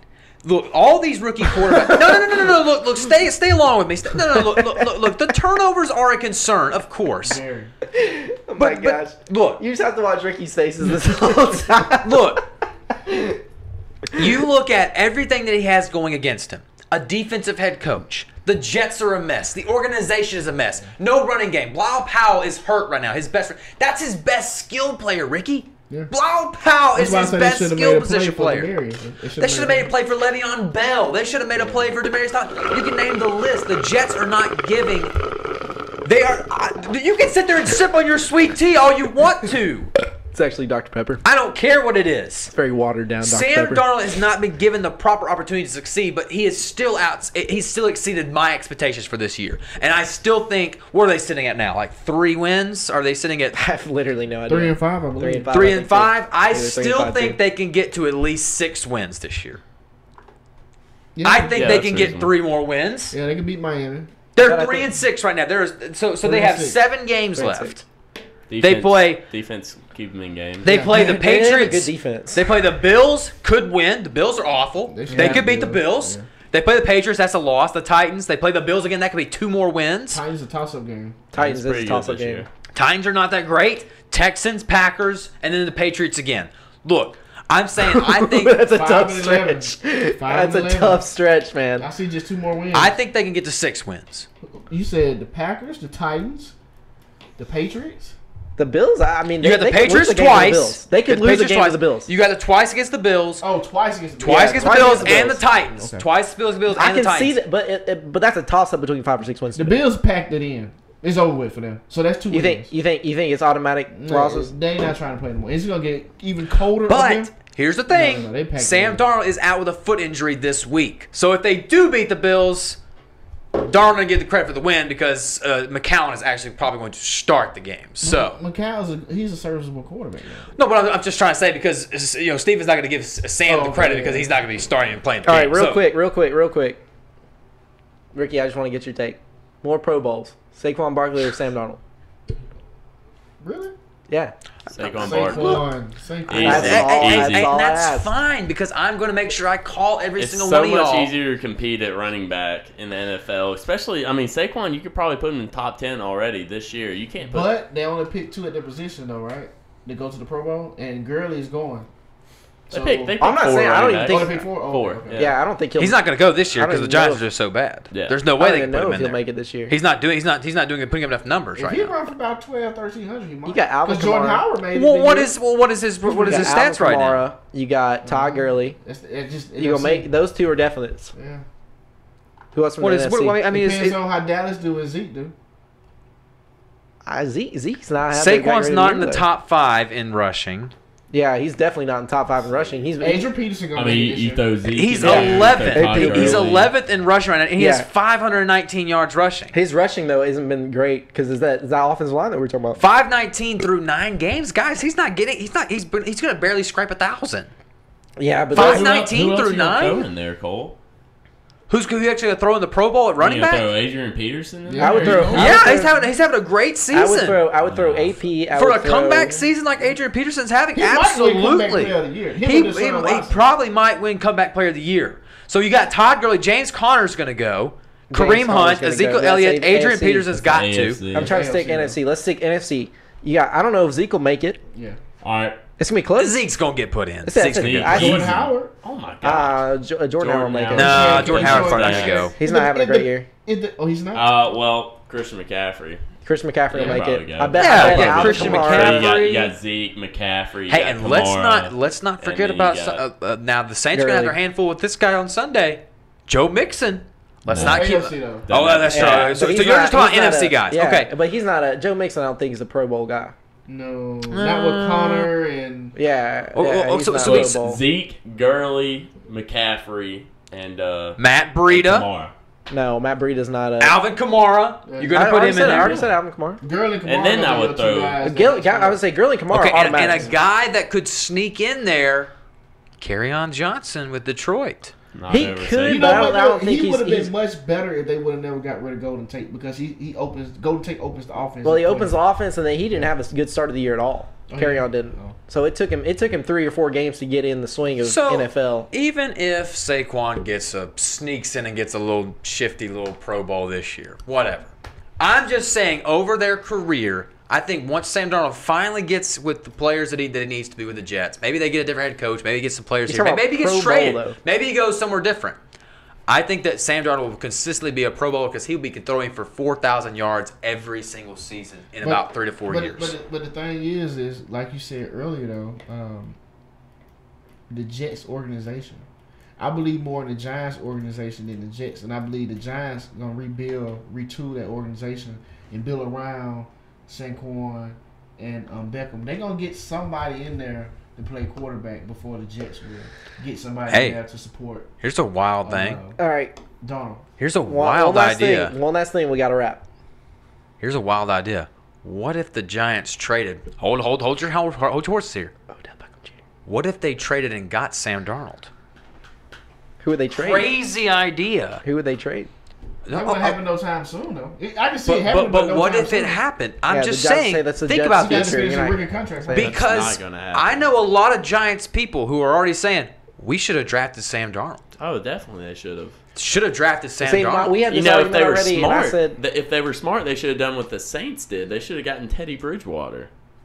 I don't think he fit with what's the head coach name? Well, Sherman. I don't well, think he fit. look, the Giants have already Sherman should've brought screwed. Case Keenum with All him. right. The Giants have already all screwed. right, we the can talk pooch. about the Giants and being terrible all day long. But we're gonna have to wrap because we're gonna go next show. We can talk more about in depth than this because I know Cole wants to talk about it, so we can talk about it. I gotta I get won't- food. I'm hungry. I was about to say Tyler's over here dying. We've been on the show for 2 hours now, so let's wrap it up a little bit here. We're gonna wrap up. Ricky, I don't know if you've watched the whole show before, but we would like to wrap up with a little 2-minute drill here of our games for next week that we like to look into. We're just going to take 2 minutes. You're going to be a really quick game winner, and you're going to say if they beat Vegas or not. It's going to be really quick. You're going to give me a reason or two, maybe. All right. All right, I gotta stand Whenever, up for I was this going to say, signing. whenever you're ready, Here we go. Hold on. our good producer friend. All right. 5, 4, 3, 2, 1. All right, we've got Auburn at Georgia. Georgia is a 14-point favorite. What you got, Ricky? Georgia. Georgia, they cover? They cover. All right. Georgia covers. Easy. I think Georgia does not cover, but I think Georgia wins. Mississippi State at Alabama. Alabama is a 23.5-point favorite. What you got, Ricky? Alabama gonna cover most They're definitely. gonna cover. Okay, Alabama wins in the cover. Alabama covers. Alabama wins. I say Alabama covers as well. Ohio State at Michigan State. Ohio State is a 3.5-point favorite.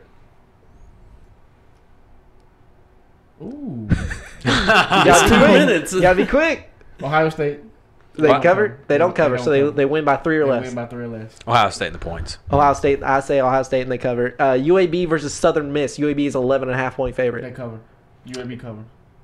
I think UAB wins, but they don't cover. I think so too. I think UAB wins, but they don't cover. I All think right, it's so a moving on to 10-point win. NFL. Shame, Panthers at Steelers. Pittsburgh is a 4-point favorite. It's tomorrow night's game. Ooh, Panthers win. I got the Steelers. I don't believe in Cam. I don't believe in Cam. I'll say because it's at the Steelers win. And I'll say they win by a Don't touchdown. trust Cam. I don't believe Cow- in Steelers defense. I don't either. That's I don't, fine. I just believe in don't anybody. believe in Cam. Cowboys at Eagles. Eagles are a 6-point favorite. Eagles 6-point favorite. They cover. I think Eagles cover. Cowboys as are well. a mess. Eagles. Cowboys Seahawks are a mess. at Rams. The Rams are a 10-point favorite. The Rams win, but they don't cover.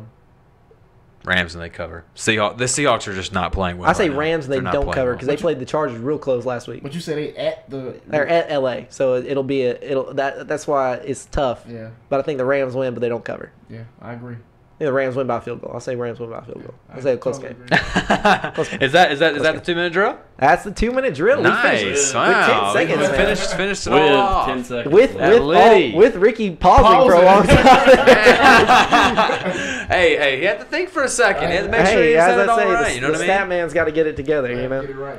Oh, wow. What a tiring What a and show. exhausting night, guys. It's been a long show coming. Ricky, We made it happen, though. Ricky, thanks so much for coming on the show with yeah, us. man. Appreciate y'all for having me. Yeah, We we gotta certainly have appreciate you. you coming We on. gotta have Have you you more on often more, to make man. these faces at Cole's crazy Hey, stuff I'm gonna here. bring my Montana stats back next All time. right, you bring it. I'll bring my Brady stats next time. Okay.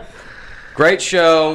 Thanks Ricky for coming on. We appreciate you coming on. Tyler, thanks for hanging in over there, man. Absolutely. You know, through Sorry all the technical about- difficulties. Yeah, absolutely. Hopefully Tyler will be back next show, guys. Hopefully he won't turn in his 2 weeks notice on us Right. after this show. Right. As yeah, long as Hopefully he- he'll be back. As long as Tyler holds the mic like this from now on, then I think we're good to go. Sideline reporter? This should be a side poll. Steven, put it on the Twitter poll right now. Should Tyler hold his mic every show from now on? I want this on a poll. Should Tyler post it later. stand during when he gets heated? When he gets heated, should he stand? Yeah. And get in Should Tyler pitch in? just? Yeah. No, We're I think so Tyler. this is I what think we're it's gonna more of a poll of should Tyler just barely be in the frame of his camera? Yeah, Like, yeah. you know, No. corner So over I here, think this is the should game he- we should play. I think we should put Tyler in different positions throughout the show. He should be in different places. We should put him out in the hallway somewhere. He should be in the You kitchen, should, you should making be a like a snack. walking. If only we could have it wireless, you should just walk around. Yeah, with we the need a camera. wireless Oh my camera gosh. for Yeah, Tyler just just to for go Tyler. different I'm telling places. you, Just yeah. put a we GoPro. should, We need to connect a GoPro. Tyler, just to the producer, on the go, Yes, on the move. We're gonna start having some side segments. Sideline reporter, Tyler, the producer. This is a new segment we're gonna bring. Absolutely. This is I gonna be like this, guys. amazing. This is This gonna be what I'm awesome. talking about. Some showtime for Tyler. All right, guys. For all of us here at Under Review, we want to say thank you for tuning in when you did. Sorry for running so far over. Sorry for not starting on time, and hopefully we'll be better next week. As always, for Cole, Tyler, and Ricky, thank you guys so much. Go Jets, go!